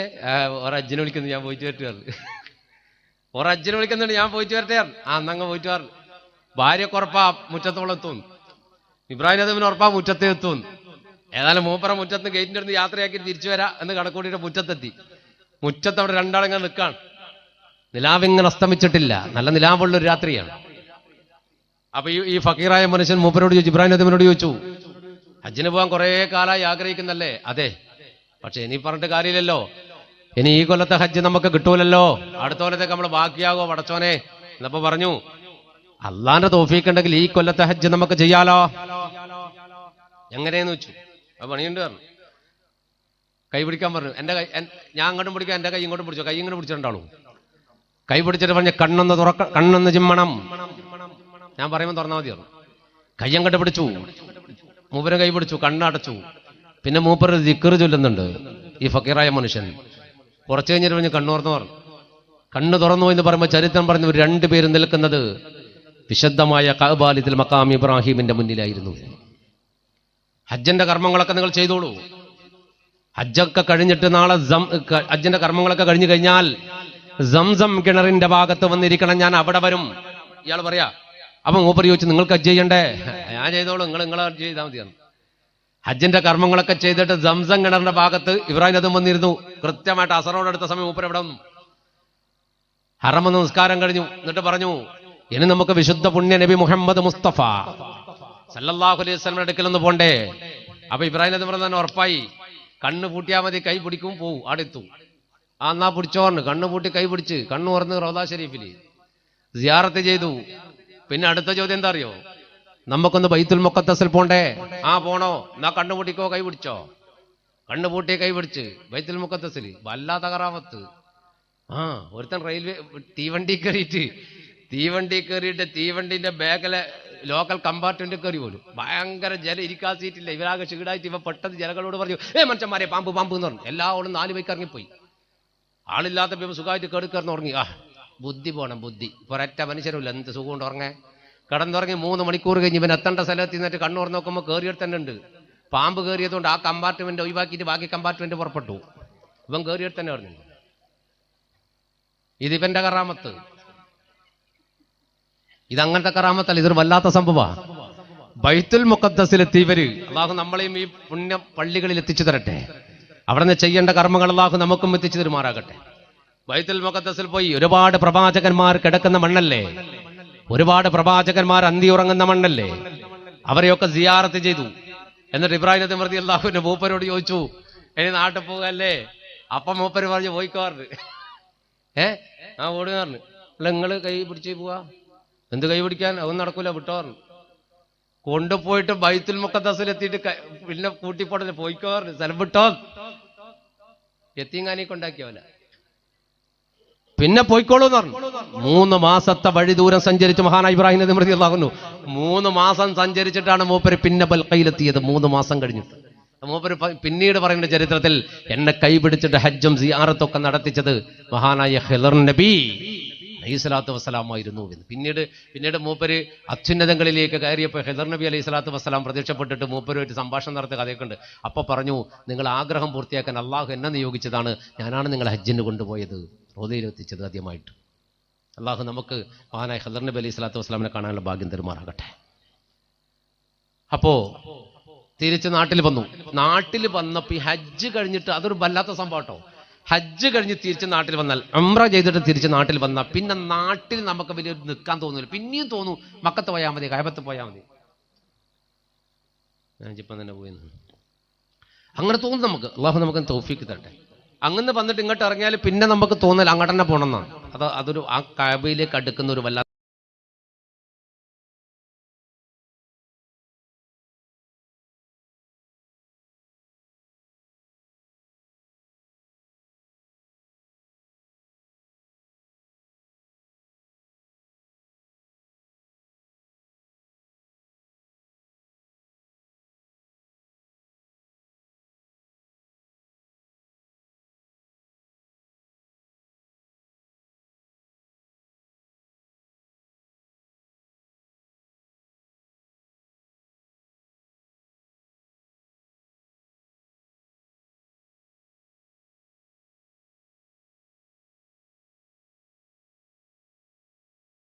ഹജ്ജിന് പോക്കൊന്നും ഇപ്പം വലിയ പ്രശ്നമുള്ള കാര്യമൊന്നുമല്ല.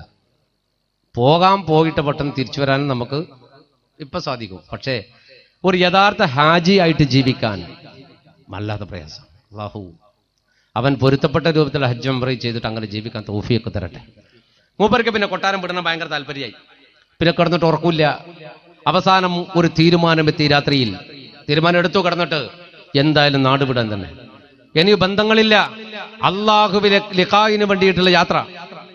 അന്ന് രാത്രി ഭാര്യയോട് പറഞ്ഞു, പെണ്ണേ നാളെ രാവിലെ ചില കടുത്ത തീരുമാനങ്ങൾ ഞാൻ എടുക്കാൻ പോവാണ്.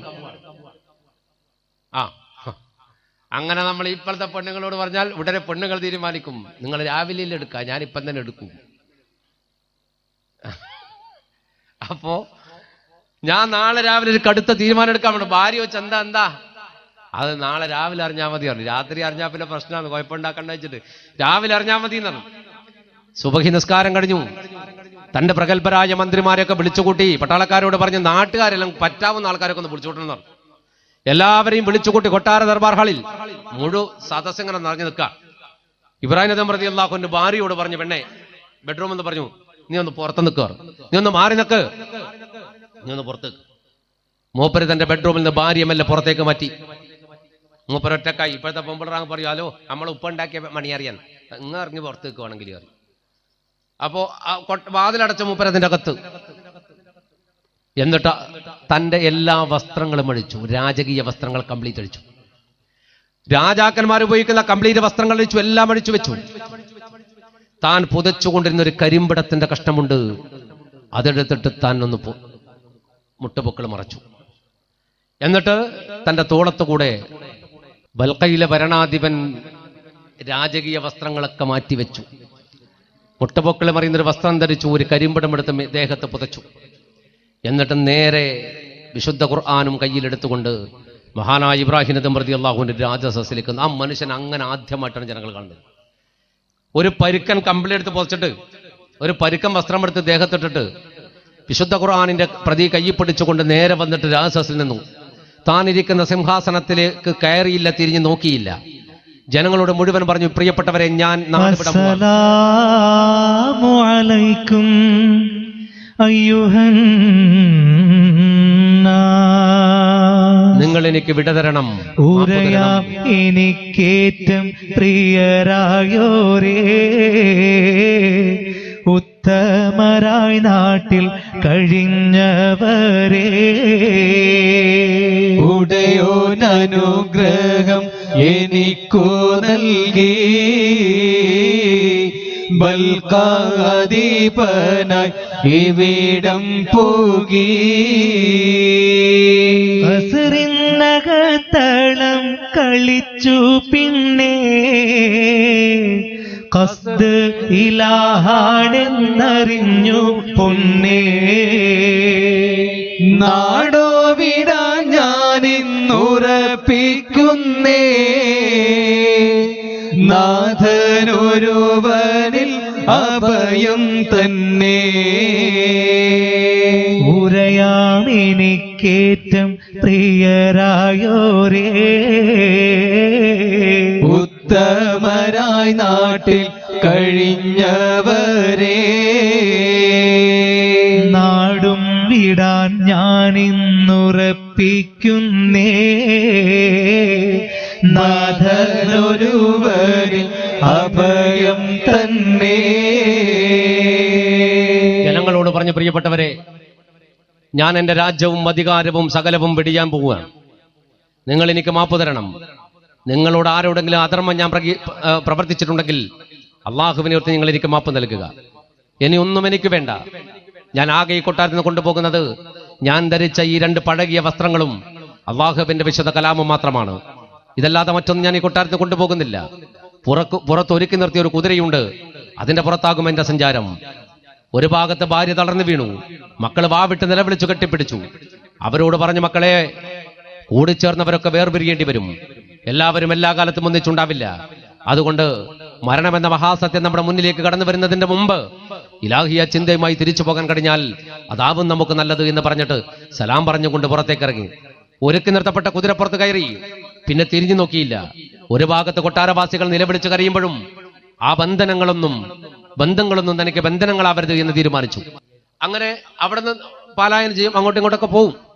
ഒരിക്കൽ മഹാനായ ഇബ്രാഹിം നബി റളിയല്ലാഹു അൻഹു ശിഷ്യന്മാരെ സിറിയയിൽ നിർത്തിയിട്ട് പറഞ്ഞു, ഞാൻ ബൈത്തുൽ മുഖദ്ദസ് പോയിട്ട് വരാണ്, നിങ്ങൾ ആരും അങ്ങോട്ട് വരണ്ടാണ്. ശിഷ്യന്മാരെ സിറിയയിൽ നിർത്തി ബൈത്തുൽ മുഖദ്ദസിലേക്ക് യാത്ര തിരിച്ചു. അങ്ങനെ നല്ല രാത്രിയായി. രാത്രി നല്ല മാരകമായ തണുപ്പ്. മഹാനായ ഇബ്രാഹിം നബി റളിയല്ലാഹു അൻഹു ഒരു പള്ളി കയറി നിസ്കരിക്കാൻ വേണ്ടി, ചെറിയൊരു പള്ളിയാ. പള്ളി കയറി നിസ്കാരം കഴിഞ്ഞ് തണുപ്പ് എന്ന് പറഞ്ഞ തണുപ്പ്. ആ പള്ളിന്റെ ഒരു മൂലക്ക് ചുരുണ്ട് കൂടിയപ്പോ മുക്കിച്ചാക്ക് വാതിലടക്കണോ.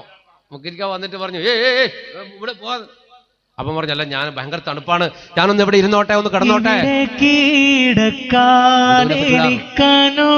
വാദം വേണേ, ഇവിടെ പരിചയ ഏറെയില്ലാത്തോ ഞാനേ. കൂരിരുട്ടേറി തണുപ്പും കൂടുകയാണ്, കുറയുന്ന നേരത്ത് ഞാനും വീട്ടിടാം താനേ. ഇവിടെ കീടക്കാനെനിക്കനോ വാദം വേണേ, ഇവിടെ പരിചയം ഏറെയില്ലാത്തോ ഞാനേ. ആ പള്ളിയിലൊന്ന് കിടന്നോട്ട് വെച്ചു. നേരം വെളുത്താ ഞാൻ പോയിക്കോളാം, ഞാൻ ഈ പള്ളിയിൽ ഒന്ന് വിശ്രമിച്ചോട്ടെ. അയാളെ പറഞ്ഞേ, പള്ളിയിലൊന്നും അങ്ങനെ ആളിരിക്കാൻ പാടില്ല, കള്ളന്മാരം വന്നളിയോ, അതുകൊണ്ടാണ് ഇറങ്ങി പോയിക്കോളൂ, എനിക്ക് പള്ളി അടക്കണം.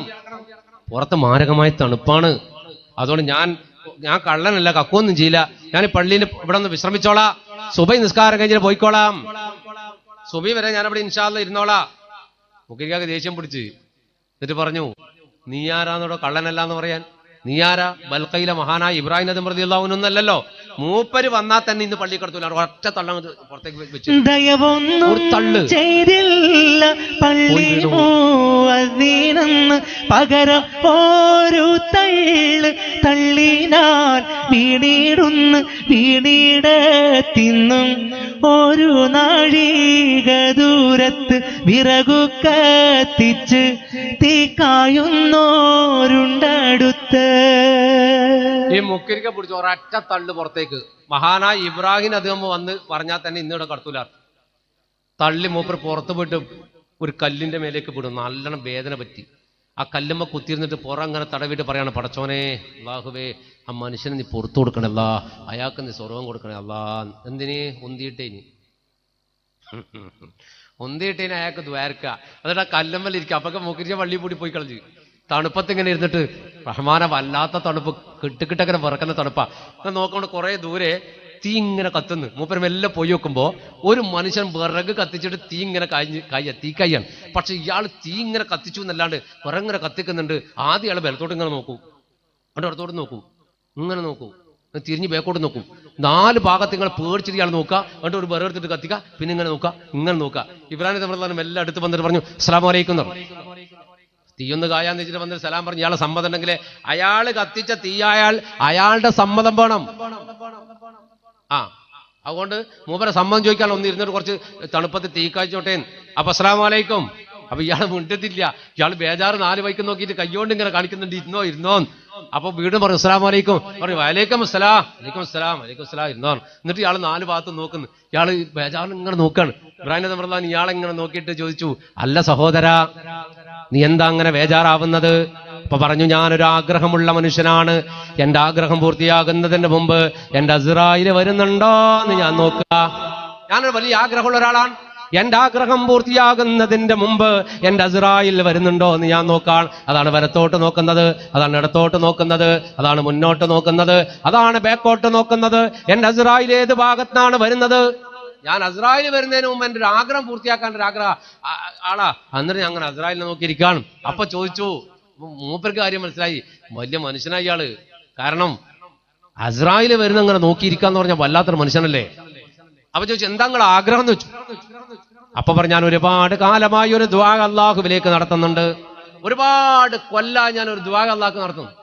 എല്ലാ ദുആയും അല്ലാഹു സ്വീകരിച്ചു, ഒരു ദുആ അല്ലാഹു സ്വീകരിച്ചിട്ടില്ല, ഇന്നവരെ സ്വീകരിച്ചിട്ടില്ല. നിങ്ങൾ എനിക്ക് വേണ്ടി ഒന്ന് ദുആ ചെയ്യോ? ആരോട് ചോദിക്കുന്നത്? മൂപ്പരോട്. നിങ്ങൾ എനിക്ക് വേണ്ടി ഒന്ന് ദുആ ചെയ്യോ? എന്റെ അസ്റായിൽ വരുന്നതിന്റെ മുമ്പ് ആ ആഗ്രഹം പൂർത്തിയാക്കാൻ നിങ്ങൾ എനിക്ക് വേണ്ടി ദുആ ചെയ്യുമോ? അപ്പൊ പറഞ്ഞു, നിങ്ങൾ ഒരുപാട് ദുആ അല്ലാഹു സ്വീകരിച്ച മനുഷ്യനല്ലേ, നിങ്ങളൊന്ന് പൊട്ടിക്കറിഞ്ഞ് അല്ലാഹുവിനോട് ദുആർന്നാ പോരെ? ഞാൻ അങ്ങനെ ഒരുപാട് കാലം പൊട്ടിക്കറിഞ്ഞ് ദുആർന്നിട്ടുണ്ട്, ഇന്നവരെ റബ്ബനെ അത് സ്വീകരിച്ചിട്ടില്ല, ഒന്ന് നിങ്ങൾ ദുആർക്കണേ. അപ്പൊ എന്താ നിങ്ങൾ ആഗ്രഹം എന്താന്ന് അറിഞ്ഞാലേ ഞാൻ അതനുസരിച്ച് ദുആർക്കാം. ആരെ ദുആ സ്വീകരിക്കാന്ന് പറയാൻ പറ്റും. അപ്പൊ പറഞ്ഞു, ഞാൻ ഇതുവരെ ആഗ്രഹിച്ചത് ബൽക്കയിലെ മഹാനായ ഇബ്രാഹിം അദ്ഹമിനെ ഒന്ന് കാണാനാ, ആ മനുഷ്യനൊന്ന് കാണാനാണ്, ആ മനുഷ്യനെ കണ്ടിട്ടൊന്ന് മരിക്കാനാണ്. പക്ഷെ ഇന്നവരെ എന്റെ റബ്ബന്റെ പ്രാർത്ഥന സ്വീകരിച്ചില്ല. ഇബ്രാഹിം അദ്ഹമിനെ ഞാൻ ഇതുവരെ കണ്ടിട്ടില്ല. എന്താ പ്രാർത്ഥന? ഇബ്രാഹിം നബി റളിയല്ലാഹു കാണാൻ എന്റെ ദ്വാ ഇത് അല്ലാഹു സ്വീകരിച്ചിട്ടില്ല ഇതുവരെ. ഇവരെ കണ്ടിട്ട് മരിക്കാൻ എന്റെ ആഗ്രഹം. അതുകൊണ്ട് നിങ്ങളും ദ്വാരക്ക്. അപ്പൊ ഇബ്രാഹിം നബി റളിയല്ലാഹു അൻഹു പറഞ്ഞു, അല്ലാഹു റബ്ബുൽ ഇസ്സത്ത് ജല്ല ജലാലുഹു, അവൻ നിങ്ങളുടെ ആഗ്രഹം പൂർത്തിയാക്കി. നിങ്ങൾ ഇബ്രാഹിം അദ്ഹം എന്ന മഹാപാപിയെ കണ്ടു കഴിഞ്ഞു. മൂപ്പര് പറഞ്ഞു, ഇല്ല, നിങ്ങൾ വെറുതെ എന്നെ പരിഹസിക്കല്ല, ഞാൻ ആ മഹാമനുഷ്യനെ കണ്ടിട്ടില്ല. എന്നാൽ നിങ്ങൾ ഉദ്ദേശിക്കുന്ന ഇബ്രാഹിം അദ്ഹം ഞാനാണ് എന്ന് പറഞ്ഞു. ചാടി എഴുന്നേറ്റ് കെട്ടിപ്പിടിച്ചിട്ട് മുത്തം കൊടുത്ത് പൊട്ടിക്കരഞ്ഞു, എന്റെ റബ്ബന്റെ എന്റെ ആ അവസാനത്തെ ആഗ്രഹം പൂർത്തിയാക്കിയല്ലോ എന്ന് പറഞ്ഞിട്ട് ഇബ്രാഹിം നബി റളിയല്ലാഹു അൻഹു പിന്നെ നെഞ്ചത്ത് കിടന്ന മനുഷ്യൻ ലാ ഇലാഹ ഇല്ലല്ലാഹ് എന്ന് ചൊല്ലിയിട്ട് ഈ ലോകം വിട്ട് വിട പറഞ്ഞു പോയി. അയാൾ അസ്റായിൽ അവിടെ വന്നു, ആഗ്രഹം അല്ലാഹു പൂർത്തിയാക്കി കൊടുത്തു. ഓൺ ദി സ്പോട്ടിൽ ഈ അസ്റായിലിനെയാണ് മൂപ്പര് കുത്തിയിരുന്ന് 4 ഭാഗത്തും പരതിയത്. വരുന്നുണ്ടോ ഈ നിങ്ങൾ ചിന്ത, എല്ലാം ഒരു നിമിത്തമാണ്. പള്ളിയിലെ മുക്കരിക്ക പള്ളിയിൽ തന്നെ കടന്നോന്ന് പറഞ്ഞാൽ മൂപ്പര് കാണുന്നുണ്ടാവില്ല, ഒറ്റ തള്ളു പുറത്തേക്ക് തീ അപ്പുറന്ന് കത്തുന്ന കണ്ട് ഇതെല്ലാം ഒരു നിമിത്തമാണ്. അങ്ങനെ ബൈത്തുൽ മുഖദ്ദസിലേക്ക് പോയി. ബൈത്തുൽ മുഖദ്ദസ് സിയാറത്തൊക്കെ കഴിഞ്ഞ് അങ്ങനെ കാലങ്ങളായുള്ള സഞ്ചാരം, ഒരുപാട് അനുഭവങ്ങൾ, ഒരുപാട് സംഭവങ്ങളെ മാറ്റിവെച്ചുകൊണ്ട് ഞാൻ കഥ വളരെ പെട്ടെന്ന് അവസാനിപ്പിക്കുകയാണ്. ഒരുപാട് സംഭവങ്ങളെ പറഞ്ഞുകൊണ്ട് മഹാനായ ഇബ്രാഹിം നദി റളിയല്ലാഹു അൻഹു തോട്ടം കാവൽ പണിയൊക്കെ എടുത്തിട്ടുണ്ട്. തോട്ടം കാവൽ പണി എടുക്കുന്ന സമയത്ത് ഒരു ചങ്ങായി വന്നിട്ട് ഒരു ദിവസം ചോദിച്ചിട്ടുണ്ട്, അങ്ങാടി പോകുന്ന വയ്യ ടൗണ് എങ്ങോട്ടാ ടൗണിൽ പോകാന്ന് വെച്ചു. കൂട്ടിക്കൊണ്ടിപ്പോൾ ഞാൻ കാണിച്ചു തരാറുണ്ട്. ഇതാ ടൗണിൽ നിന്നിട്ട് കാണിച്ചു കൊടുത്ത് ഖബർസ്ഥാന് ഒരുപാട് മീസാൻ കല്ല് കൊടുത്ത് ഇയാൾ അടി ഇബ്രാഹിം നദി റളിയല്ലാഹു അടിച്ചിട്ട് പറഞ്ഞു, അല്ല ചങ്ങായി ഇത് ഖബർസ്ഥാനല്ലേ, ഇതാണ് അവിടെ അങ്ങാടി. അപ്പൊ പറഞ്ഞു, ഇതാണ് അങ്ങാടി. ഈ അങ്ങാടിയിലേക്ക് തിരിച്ചു പോകുന്ന പോലെ ഒരങ്ങാടിയിലേക്ക് മനുഷ്യൻ പോകൂല, ഇവിടേക്ക് എല്ലാവരും വരും. ഇത് വല്ലാത്തൊരങ്ങാടിയാ. അടിയും പങ്കി തിരിച്ചു പോയിട്ട് മൂപ്പര് പിന്നെയും മറ്റേയാള് ബൈക്ക് ഇറങ്ങി നടക്കുമ്പോ ഇബ്രാഹിം നദി റളിയല്ലാഹു ശിഷ്യനെ കണ്ടുമുട്ടിയിട്ട് മൂപ്പര് പറഞ്ഞു, സഹോദര, അങ്ങാടിയിലേക്ക് പോണ വഴിയേതാ, ടൗണിലേക്ക് പോണ വഴിയേതാ? അപ്പൊ മൂപ്പര് പറഞ്ഞു, ഞാൻ കാണിച്ചു തരാറുണ്ട്. നടന്ന് കാണിച്ചു കൊടുക്കാൻ പോകണ്ട. ഇപ്പൊ ഇയാള് ഈ ശിഷ്യനോട് പറഞ്ഞു, ആ തോട്ടത്തിൽ കാവൽ നിൽക്കുന്ന ഒരു ചങ്ങയില്ലേ, ആ വയസ്സേ, ഞാൻ അയാളുടെ അങ്ങാടിയിലെ വയ്യ ചോദിച്ചപ്പോ അയാൾ എനിക്ക് കബർസ്ഥാൻ കാണിച്ചെന്ന് എന്നെ ഇവിടെ കൊണ്ടുവന്ന് കയറ്റിയിട്ട് ഇത് ഏറ്റവും വലിയ അങ്ങാടി കൊട്ടിട്ട് തലക്കൊരടിയാണ്. അപ്പോ ശിഷ്യനവിടെ നിന്നിട്ട് പറഞ്ഞ്, നിങ്ങൾ ആരെയാ അടിച്ചു ചോദിച്ചു. ആ തോട്ടം കാവൽക്കാരനെ അറിഞ്ഞു. ആ ആളല്ലേ? അതെ. അതാരാ എനിക്കറിയോ ചോദിച്ചു. ഇല്ല, അത് ഇബ്രാഹിം നദി റളിയല്ലാഹു അൻഹു. ഒറ്റോട്ടം തിരിച്ചിരിങ്ങേക്ക് ഓടിപ്പോയിട്ട് കെട്ടിപ്പിടിച്ചിട്ട് പറഞ്ഞു, മാപ്പാക്കണം. എനിക്ക് മാപ്പാൻ ആളെ തിരിയാണ്ട് അടിച്ചു പോയതാ, നിങ്ങൾ എനിക്ക് വേണ്ടി ദ്വാരക്കണം. ഇബ്രാഹിം നദി റളിയല്ലാഹു അൻഹു പറഞ്ഞു, അടിച്ച ഉടനെ എനിക്ക് ദ്വാരന്നിട്ടുണ്ട്, നിനക്ക് പുറത്തു തരാനും സ്വർഗം തരാൻ. എന്താ ദ്വായല്ലേ? തലക്ക് കൊടുക്കുക, അപ്പാട് ദ്വാരക്കുക, അല്ലാഹു ഓനക്ക് നീ പുറത്തു കൊടുക്കണം, ഓനക്ക് സ്വർഗം കൊടുക്കണോ. നമ്മളാണെങ്കിലോ ഉടനെ പറയും, പടച്ചോനെ ഇപ്പൊ ദുനിയാവ് ആകർത്തൊന്ന് അലാക്കായി പോണം, പൊരിഞ്ഞ് കെട്ടുപോണം. അട്ടിക്കിട്ട് അന്നപ്പോ ദ്വാരക്കും, അടിച്ചോനക്ക് പുറത്തു കൊടുക്കാനോ ഓന് സ്വർഗം കൊടുക്കാനും ദ്വാരക്കും. അങ്ങനെ ഇബ്രാഹിം നദി റളിയല്ലാഹുവിന്റെ കാലങ്ങൾ മാറി മറഞ്ഞ് തന്റെ ശിഷ്യന്മാരുമായിട്ട് വിശുദ്ധ മക്കയിലേക്ക് വന്നു. അപ്പോൾ ഇബ്രാഹിം നദി റളിയല്ലാഹു അൻഹുവിന്റെ മകൻ അദ്ഹം എന്ന് പറയുന്ന ഉപ്പാന്റെ പേരിട്ടൊരു മകനുണ്ട്, അദ്ഹം ഇബ്നു ഇബ്രാഹിം. മൂപ്പരാണ് അന്ന് ബൽഖയുടെ ഭരണാധിപൻ. ഉമ്മയോട് ചോദിച്ചു, ഉമ്മ, ബാപ്പ നാട് വിട്ടിട്ട് കാലങ്ങൾ കുറയായി, ബാപ്പാനെ കാണാൻ വല്ലാണ്ട് പൂതിയുണ്ട്. ഇബ്രാഹിം നദി റളിയല്ലാഹു അൻഹുവിന്റെ മകൻ ഇസ്ഹാഖ്, അബു ഇസ്ഹാഖ് എന്ന റോമന പേരിലാണ് ഇബ്രാഹിം നദി റളിയല്ലാഹു പിന്നീട് അറിയപ്പെട്ടത്. അപ്പൊ പറഞ്ഞു, ബാപ്പാനെ കാണാൻ പൂതിയുണ്ട്, എവിടെയാണെന്ന് അറിയുമെന്ന് വെച്ചു. ഉമ്മ പറഞ്ഞു, ചില ആൾക്കാർ ഹജ്ജിന് പോയിട്ട് വന്നാൽ ഹജ്ജിന്റെ സമയത്ത് മക്കയിൽ ഉണ്ടാകാറുണ്ട് എന്ന് പറയുന്നത് കേട്ടിട്ടുണ്ട്. എങ്കിൽ ഈ വർഷത്തെ ഹജ്ജിന് മോനെ നമുക്ക് പോയാലോ, പാപ്പാനെയും കാണാൻ ഹജ്ജൊക്കെ ചെയ്യാലോ. അങ്ങനെ ഉമ്മയും മകനും ബൽഖയിലെ ഭരണാധിപനായ അദ്ഹം ഇബ്നു ഇബ്രാഹിമും റളിയല്ലാഹു അൻഹു ഉമ്മയും കൂടെ ഹജ്ജിന് പുറപ്പെട്ടു. മക്കയിൽ വന്ന് അന്വേഷിച്ചപ്പോ മക്കത്തുകാർ പറഞ്ഞു, മൂപ്പർ ഇവിടെ ഉണ്ടാകാറുണ്ട്, കാട്ടിൽ നിന്ന് വിറക് വെട്ടി നാട്ടിൽ വരും വെക്കും, ഇതന്നെ പരിപാടി, ഇവിടെ ഉണ്ടാകാറുണ്ടെന്ന്. അങ്ങനെ ഒരു ടെന്റ് കെട്ടി കുറച്ച് ദിവസം ജീവിച്ചപ്പോ ഇബ്രാഹിം നദി റളിയല്ലാഹു കാണാൻ വേണ്ടി മകനും ഭാര്യയും വന്ന വിവരം മക്കത്തെ അങ്ങാടിയിൽ ഇങ്ങനെ ആൾക്കാർ ചർച്ചയായി. അങ്ങനെ മഹാനായ ഇബ്രാഹിം നദി റളിയല്ലാഹു അൻഹുവിന്റെ പ്രഥമ ശിഷ്യനായ ബഷാർ ഇബ്നു അഹ്മദ് റളിയല്ലാഹു അൻഹു മൂപ്പരെ കണ്ടുപിടിച്ചിട്ട് ജനങ്ങൾ പറഞ്ഞോടോ, ഉസ്താദിനെ കാണാൻ വേണ്ടിയിട്ട് മകനും ഭാര്യയും നാട്ടിൽ വന്നിട്ടുണ്ട്. എവിടെയുള്ളതെന്ന് വെച്ചു ടെന്റ് കാണിച്ചു കൊടുത്തു. ബഷാർ ഇബ്നു അഹ്മദ് റളിയല്ലാഹു അൻഹു കയറി പോകുമ്പോ ഈ സുമുഖനായ ചെറുപ്പക്കാരൻ രാജാധികാരം ഏറ്റെടുത്താലും നല്ല ചെറുപ്പക്കാരൻ, കാണാൻ നല്ല സ്റ്റൈലുള്ള മോനാണ്. മൂപ്പരെങ്ങനെ ഖുർആൻ ഓതിക്കൊണ്ടിരിക്കുകയാണ്. സലാം ചൊല്ലി ബഷാർ ഇബ്നു അഹ്മദ് റളിയല്ലാഹു അൻഹു സലാം മടക്കിയിട്ട് പറഞ്ഞു, മോൻ ഇബ്രാഹിം നദി റളിയല്ലാഹു അൻഹുവിന്റെ മകനാണോ? അതെ, ഞാൻ ബാപ്പാനെ കാണാനുള്ള ആഗ്രഹത്തിലാണ് വന്നത്. ഞാൻ മാത്രമല്ല, ഞങ്ങൾ വന്നത് അതിനാ. ഞങ്ങൾ എന്ന് പറഞ്ഞാൽ എന്താ, ഉമ്മയുണ്ട് ടെന്റിന്റെ ഉള്ളിൽ എന്ന് പറഞ്ഞു. എന്നാൽ ഉമ്മാനോട് തൽക്കാലം പറയണ്ട, എനിക്ക് ഞാൻ കാണിച്ചു തരാറ്. ഉപ്പാനെ ഞാൻ കാണിച്ചു തരാൻ കൂട്ടിക്കൊണ്ടുപോയി കാബാലയത്തിൽ കൊണ്ടുപോയിട്ട് മക്കാം ഇബ്രാഹിമിന്റെ ഭാഗത്ത് അവിടെ നിർത്തിയിട്ട് പറഞ്ഞു, ഇവിടെ നിന്നോളൂ, ബാപ്പാനെ ഞാൻ കാണിച്ചു തരാം. രണ്ടാൾ അവിടെ നിന്നു. മഹാനായ ഇബ്രാഹിം നബി റളിയല്ലാഹു അൻഹു തവാഫിയാണ്. തവാഫ് ഇങ്ങനെ ചെയ്തിട്ട് തന്റെ മകന്റെ അടുക്കൽ എത്തുമ്പോൾ ഒരു നോട്ടം അങ്ങോട്ട് നോക്കൂ, എങ്ങനെ നോക്കൂ. അങ്ങനെ തവാഫ് ചെയ്തിട്ട് അവിടെ എത്തുമ്പോൾ ഒരു നോട്ടാ. അപ്പൊ ഇബ്രാഹിം നബി റളിയല്ലാഹു അൻഹു ശിഷ്യന്മാരോട് വളരെ കർശനമായി നിരോധിച്ചൊരു കേസുണ്ട്. എന്താ അറിയോ? പെണ്ണുങ്ങളെ നോക്കുന്നത് പോലെ തന്നെ സൗന്ദര്യമുള്ള ആൺകുട്ടികളുടെ മുഖത്തേക്ക് നോക്കാൻ പാടില്ല, തെറ്റാണ്. ശിഷ്യന്മാര് ബഷാർ ഇബ്നു അഹ്മദിനെ മൂപ്പർക്കല്ലാണ്ട് അറിയില്ല ഏത് മകനാണ്. എല്ലാവരും മൂപ്പരെ ശ്രദ്ധിക്കുന്നുണ്ട്. മൂപ്പർ തവാഫ് ഇങ്ങനെ നടന്നു വരുമ്പോൾ ഒരു നോട്ടം നോക്കുന്നുണ്ട്. അങ്ങനെ നോക്കിക്കഴിഞ്ഞ് മൂപ്പർ നിസ്കാരത്തിലേക്ക് തവാഫിന് 2 റക്അത്ത് നിസ്കരിക്കാൻ വേണ്ടിയിട്ട് വന്ന് നിന്നപ്പോ നിസ്കാരം കഴിഞ്ഞ ശിഷ്യന്മാർ പറഞ്ഞു, ഉസ്താദ് ഞങ്ങൾ പഠിപ്പിച്ചിട്ടുണ്ട് ഇങ്ങനെ ഒരു സംഭവം. അതെ, പക്ഷെ ആ നിൽക്കുന്ന ചെറുപ്പക്കാരന്റെ മുഖത്തേക്ക് ഉസ്താദ് ഇങ്ങനെ ഇടക്കിടക്ക് നോക്കുന്നുണ്ടല്ലോ. അപ്പൊ പറഞ്ഞു, മക്കളെ, അതെന്റെ മകനാണ്, എന്റെ പ്രിയപ്പെട്ട മോനാണ്. ഇത് കേൾക്കലോടുകൂടി അദ്ഹം റളിയല്ലാഹു അൻഹു ഓടി. മകൻ ഓടി പാപ്പാനെ കെട്ടിപ്പിടിച്ചിട്ട് പറഞ്ഞു, പൊന്നാര പാപ്പാക്കന്നെ മനസ്സിലായല്ലേ, ഒരുപാട് സുഖങ്ങൾ അധികാരം കൊണ്ട് കിട്ടുന്നുണ്ട്, പക്ഷേ തരണം പീതാവോരെ ഉങ്ങളൊഴികെ താനത്തിലാരും എനിക്കില്ലല്ലോ. തരണം പീതാവോരെ ഉങ്ങളൊഴികയിൽ താനത്തിലാരും എനിക്കില്ലല്ലോ. ഭരണത്താലേറ്റം നിഅമത്തുണ്ടെന്നാലും ബാവയെനിക്ക് സുഖമില്ലല്ലോ. തരണം പീതാവോരെ ഉങ്ങളൊഴികയിൽ താനത്തിലാരും എനിക്കില്ലല്ലോ. അധികാരം കൊണ്ട് ഒരുപാട് സുഖമുണ്ടെങ്കിലും ബാപ്പ നിങ്ങളില്ലാത്തതൊരു വല്ലാത്ത വേദനയാണ്. അതുകൊണ്ട് ബാപ്പ എന്റെ കൂടെ തിരിച്ചു വരണം. ഉമ്മ കൂടി വന്നിട്ടുണ്ട് കാണാൻ. ഒന്ന് ബാപ്പ എന്റെ കൂടെ ടെണ്ടിലേക്ക് വരണം. ആ സമയത്ത് കരഞ്ഞുകൊണ്ട് പറഞ്ഞു, പടച്ചോനെ എന്താ ഇത്? ദുനിയാവിന്റെ കെട്ടുപാടുകളിലേക്ക് എന്നെ വീണ്ടും തിരിച്ചുകൊണ്ടുകയാണ് പടച്ചോനെ. ആദ്യത്തെ ചോദ്യം, മോനെ നിന്റെ മതമേതാണ്, നിന്റെ ദീനേതാണ്? അപ്പം പറഞ്ഞു, എന്റെ മതം. ബാപ്പ ഏതാണോ അംഗീകരിക്കുന്നത്? അള്ളാഹുമാണ് എന്റെ റബ്ബ്, ദീനുൽ ഇസ്ലാമാണ് എന്റെ മതം. ഉമ്മ നിനക്ക് ഇരുമ്പ് പഠിപ്പിച്ചിട്ടുണ്ടോ? അള്ളാഹിനെ പഠിപ്പിച്ചിട്ടുണ്ടോ? ഇസ്ലാം പഠിപ്പിച്ചിട്ടുണ്ടോ? ഈമാൻ കാര്യങ്ങൾ പഠിപ്പിച്ചിട്ടുണ്ടോ? ഉമ്മ എനിക്കെല്ലാം പഠിപ്പിച്ചു. അപ്പം പറഞ്ഞു അൽഹംദുലില്ലാ അൽഹംദുലില്ലാ അൽഹംദുലില്ലാ എന്നിട്ട് പറഞ്ഞു, എന്റെ മോനെ നിനക്ക് നിന്റെ വഴി, എനിക്ക് എന്റെ വഴി, എന്നെ നീ വിട്ടേക്ക്. മകൻ വിട്ടില്ല, കെട്ടിപ്പിടിച്ചിട്ട് പറഞ്ഞു, ബാപ്പ എന്റെ കൂടെ വരണം, എന്റെ കൂടെ വരണം. വിടുന്നില്ല എന്ന് കണ്ടപ്പോ കഅബാലയത്തിൽ വെച്ച് പ്രാർത്ഥന നടത്തി മഹാനായ ഇബ്രാഹിം നബി റളിയല്ലാഹു അൻഹു, പടച്ചോനെ വീണ്ടും ദുനിയാവിന്റെ കെട്ടുപാടുകളിലേക്ക് എന്നെ കൊണ്ടുപോകുക എന്ന് വെച്ചാൽ അള്ളാഹുവേ ഞാൻ പിന്നെന്തിനാ റബ്ബെ ജീവിക്കണത്? അതുകൊണ്ട് ഒന്നുകിൽ എന്റെ മകനെ അല്ലെങ്കിൽ എന്നെ, രണ്ടിൽ ഒരാളെ ഇവിടെ നിന്ന് പിടിക്കണം, എന്നിട്ട് പ്രശ്നം തീർക്കണമോ? ഒന്നുകിൽ എന്റെ മകനെ അല്ലെങ്കിൽ എന്നെ, രണ്ടിൽ ഒരാളെ പിടിക്കണം, രണ്ടിൽ ഒരാളെ റൂഹിനെ പിടിക്കണം. രണ്ടിൽ ഒരാൾ മരിച്ചാൽ പ്രശ്നം തീർന്നല്ലോ. അതുകൊണ്ട് എന്നെ അങ്ങനെ ഈ പ്രശ്നം തീർക്കാൻ വേണ്ടി ഒന്നുകിൽ എന്റെ മകനെ അല്ലെങ്കിൽ രണ്ടിൽ ഒരാളെ പിടിച്ചു പറഞ്ഞു. ആദ്യം പറഞ്ഞു ഒന്നുകിൽ എന്റെ മകനെ എന്നാണ്. വാപ്പാനെ കെട്ടിപ്പിടിച്ച മകന്റെ കൈയൊന്ന് ലൂസായി കഅബാലയത്തിന്റെ മതാഫിലേക്ക് ആ പൊന്നുമോൻ വീണ് കിടന്നു വഫാത്തായി. തന്റെ മകൻ മരിച്ചു കിടക്കുമ്പോൾ ഒരു തുള്ളി കണ്ണുനീര് ആ മനുഷ്യന്റെ കണ്ണിൽ നിന്ന് വന്നില്ല.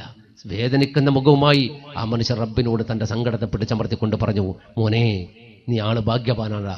പടച്ചോന്റെ വിശുദ്ധമായ കഅബത്തിൽ നിന്ന് മരിക്കാൻ നിനക്ക് ഭാഗ്യം കിട്ടിയില്ലേ? നീ മതിയാവും നാളെ ഈ മഹാപാപിയായ ബാപ്പാനെ സ്വർഗത്തിലേക്ക് കൈപിടിച്ചു കൊണ്ടുപോകാൻ. സ്വന്തം മകന്റെ മയ്യത്ത് മക്കയിൽ കബറടക്കിയിട്ട് ഒരു കുടുംബബന്ധത്തിന് വിലങ്ങുതടിയായി എന്ന് പറഞ്ഞാൽ കുടുംബബന്ധം തന്നിലേക്ക് വന്നാൽ വീണ്ടും ഭൗതിക ലോകത്തേക്ക് കടന്നു വരേണ്ടി വരുമെന്ന് വല്ലാണ്ട് വിശ്വസിച്ചു പോയ മഹാനായ ഇബ്രാഹിം നബി റളിയല്ലാഹു അൻഹു കഅബ വിട്ട് കളഞ്ഞു. പിന്നെ അവിടെ നിന്നില്ല. അങ്ങനെ കാലങ്ങളുടെ കറക്കത്തിനൊടുവിൽ അവസാനമെത്തിയത് സുൽത്താനേറ്റ് ഓഫ് ഒമാൻ, ഒമാനിന്റെ മണ്ണിലാണ്. ദീർഘകാലം ഒമാനിന്റെ മണ്ണിൽ കഴിച്ചുകൂട്ടി. അവസാനം ഒമാനിൽ വെച്ചാണ് മഹാനായ ഇബ്രാഹിം നബി റളിയല്ലാഹു അൻഹു വഫാത്തായത്. ഒമാനിലെ സൂർ പട്ടണം, സൂർ എന്ന് പറയുന്ന ഒരു പട്ടണം ഉണ്ടല്ലോ ഒമാനിലെ. സൂർ പട്ടണത്തിൽ അല്പം മാറി ഒരു പുഴ കടന്നാൽ എത്തുന്നത് ഏക എന്ന ഒരു സ്ഥലത്താണ്. മലയാളത്തിലേക്ക് ഏക എന്ന വാക്കെടുത്ത് വെച്ചാൽ ഒന്ന് എന്നർത്ഥം കിട്ടുമല്ലോ. ഏകാന്തവാസികളുടെ നേതാവാണ് മഹാനായ ഇബ്രാഹിം നബി റളിയല്ലാഹു അൻഹു. ആ ഏക എന്ന പ്രദേശത്ത് ഒരു ചെറിയ പുഴക്കരയിൽ ഒരു ആസ്പെറ്റോസിന്റെ ഷീറ്റ് കൊണ്ട് മറച്ച ഒരു 4 ചുമരുകൾക്കുള്ള ഒരു ചെറിയ മുറിക്കകത്ത് കിടക്കുന്നുണ്ട്. ഭൗതിക ലോകത്ത് ആർഭാടങ്ങൾ വേണ്ടെന്ന് വെച്ച് ആളും ആൾക്കാരും വേണ്ടെന്ന് വെച്ച് ഏകാന്തവാസികളുടെ നേതാവായി ജീവിച്ച മനുഷ്യൻ ഏകാന്തനായിട്ട് കിടക്കുന്ന ഒരു കിടപ്പുണ്ടവിടെ. ആ വിശുദ്ധമായ മക്കബറക്ക് മുന്നിൽ പോയിട്ട് ഒന്ന് സലാം പറഞ്ഞപ്പോൾ കണ്ണൊന്ന് നനഞ്ഞിട്ടുണ്ട്, കരളൊന്ന് പൊട്ടിപ്പോയിട്ടുണ്ട്. ആ മഹാമനുഷ്യന്റെ കഥ പറയുന്ന ഒരു മനുഷ്യൻ എന്ന നിലയിൽ ആ മഹാവ്യക്തിത്വത്തിന്റെ തിരുഹൃദയത്തിൽ ചെന്ന് നിൽക്കുമ്പോൾ വല്ലാണ്ട് സങ്കടപ്പെട്ടു പോയിട്ടുണ്ട്. അത്തരം മഹാന്മാരുടെ ബർക്കത്ത് കൊണ്ട് അള്ളാഹു ഈ ലോകവും പരലോകം നമുക്ക് വിജയം നൽകി അനുഗ്രഹിക്കുമാറാകട്ടെ. അത് ആ മഹാനായ മനുഷ്യനെയൊക്കെ സ്വർഗ്ഗലോകത്ത് കാണാൻ അള്ളാഹു നമുക്ക് ഭാഗ്യം നൽകുമാറാകട്ടെ. തൽക്കാലം തങ്ങൾ വെച്ചുകൊണ്ട് കൂടുതൽ പറയണില്ല, അതിനെ തങ്ങൾക്ക് വേണ്ടി വഴിമാറിക്കൊടുത്തുകൊണ്ട് തൽക്കാലം വിടവാകുന്നു. എല്ലാവർക്കും നന്ദി. വ ആഖിറു ദഅ്വാനാ അൽഹംദുലില്ലാഹി റബ്ബിൽ ആലമീൻ.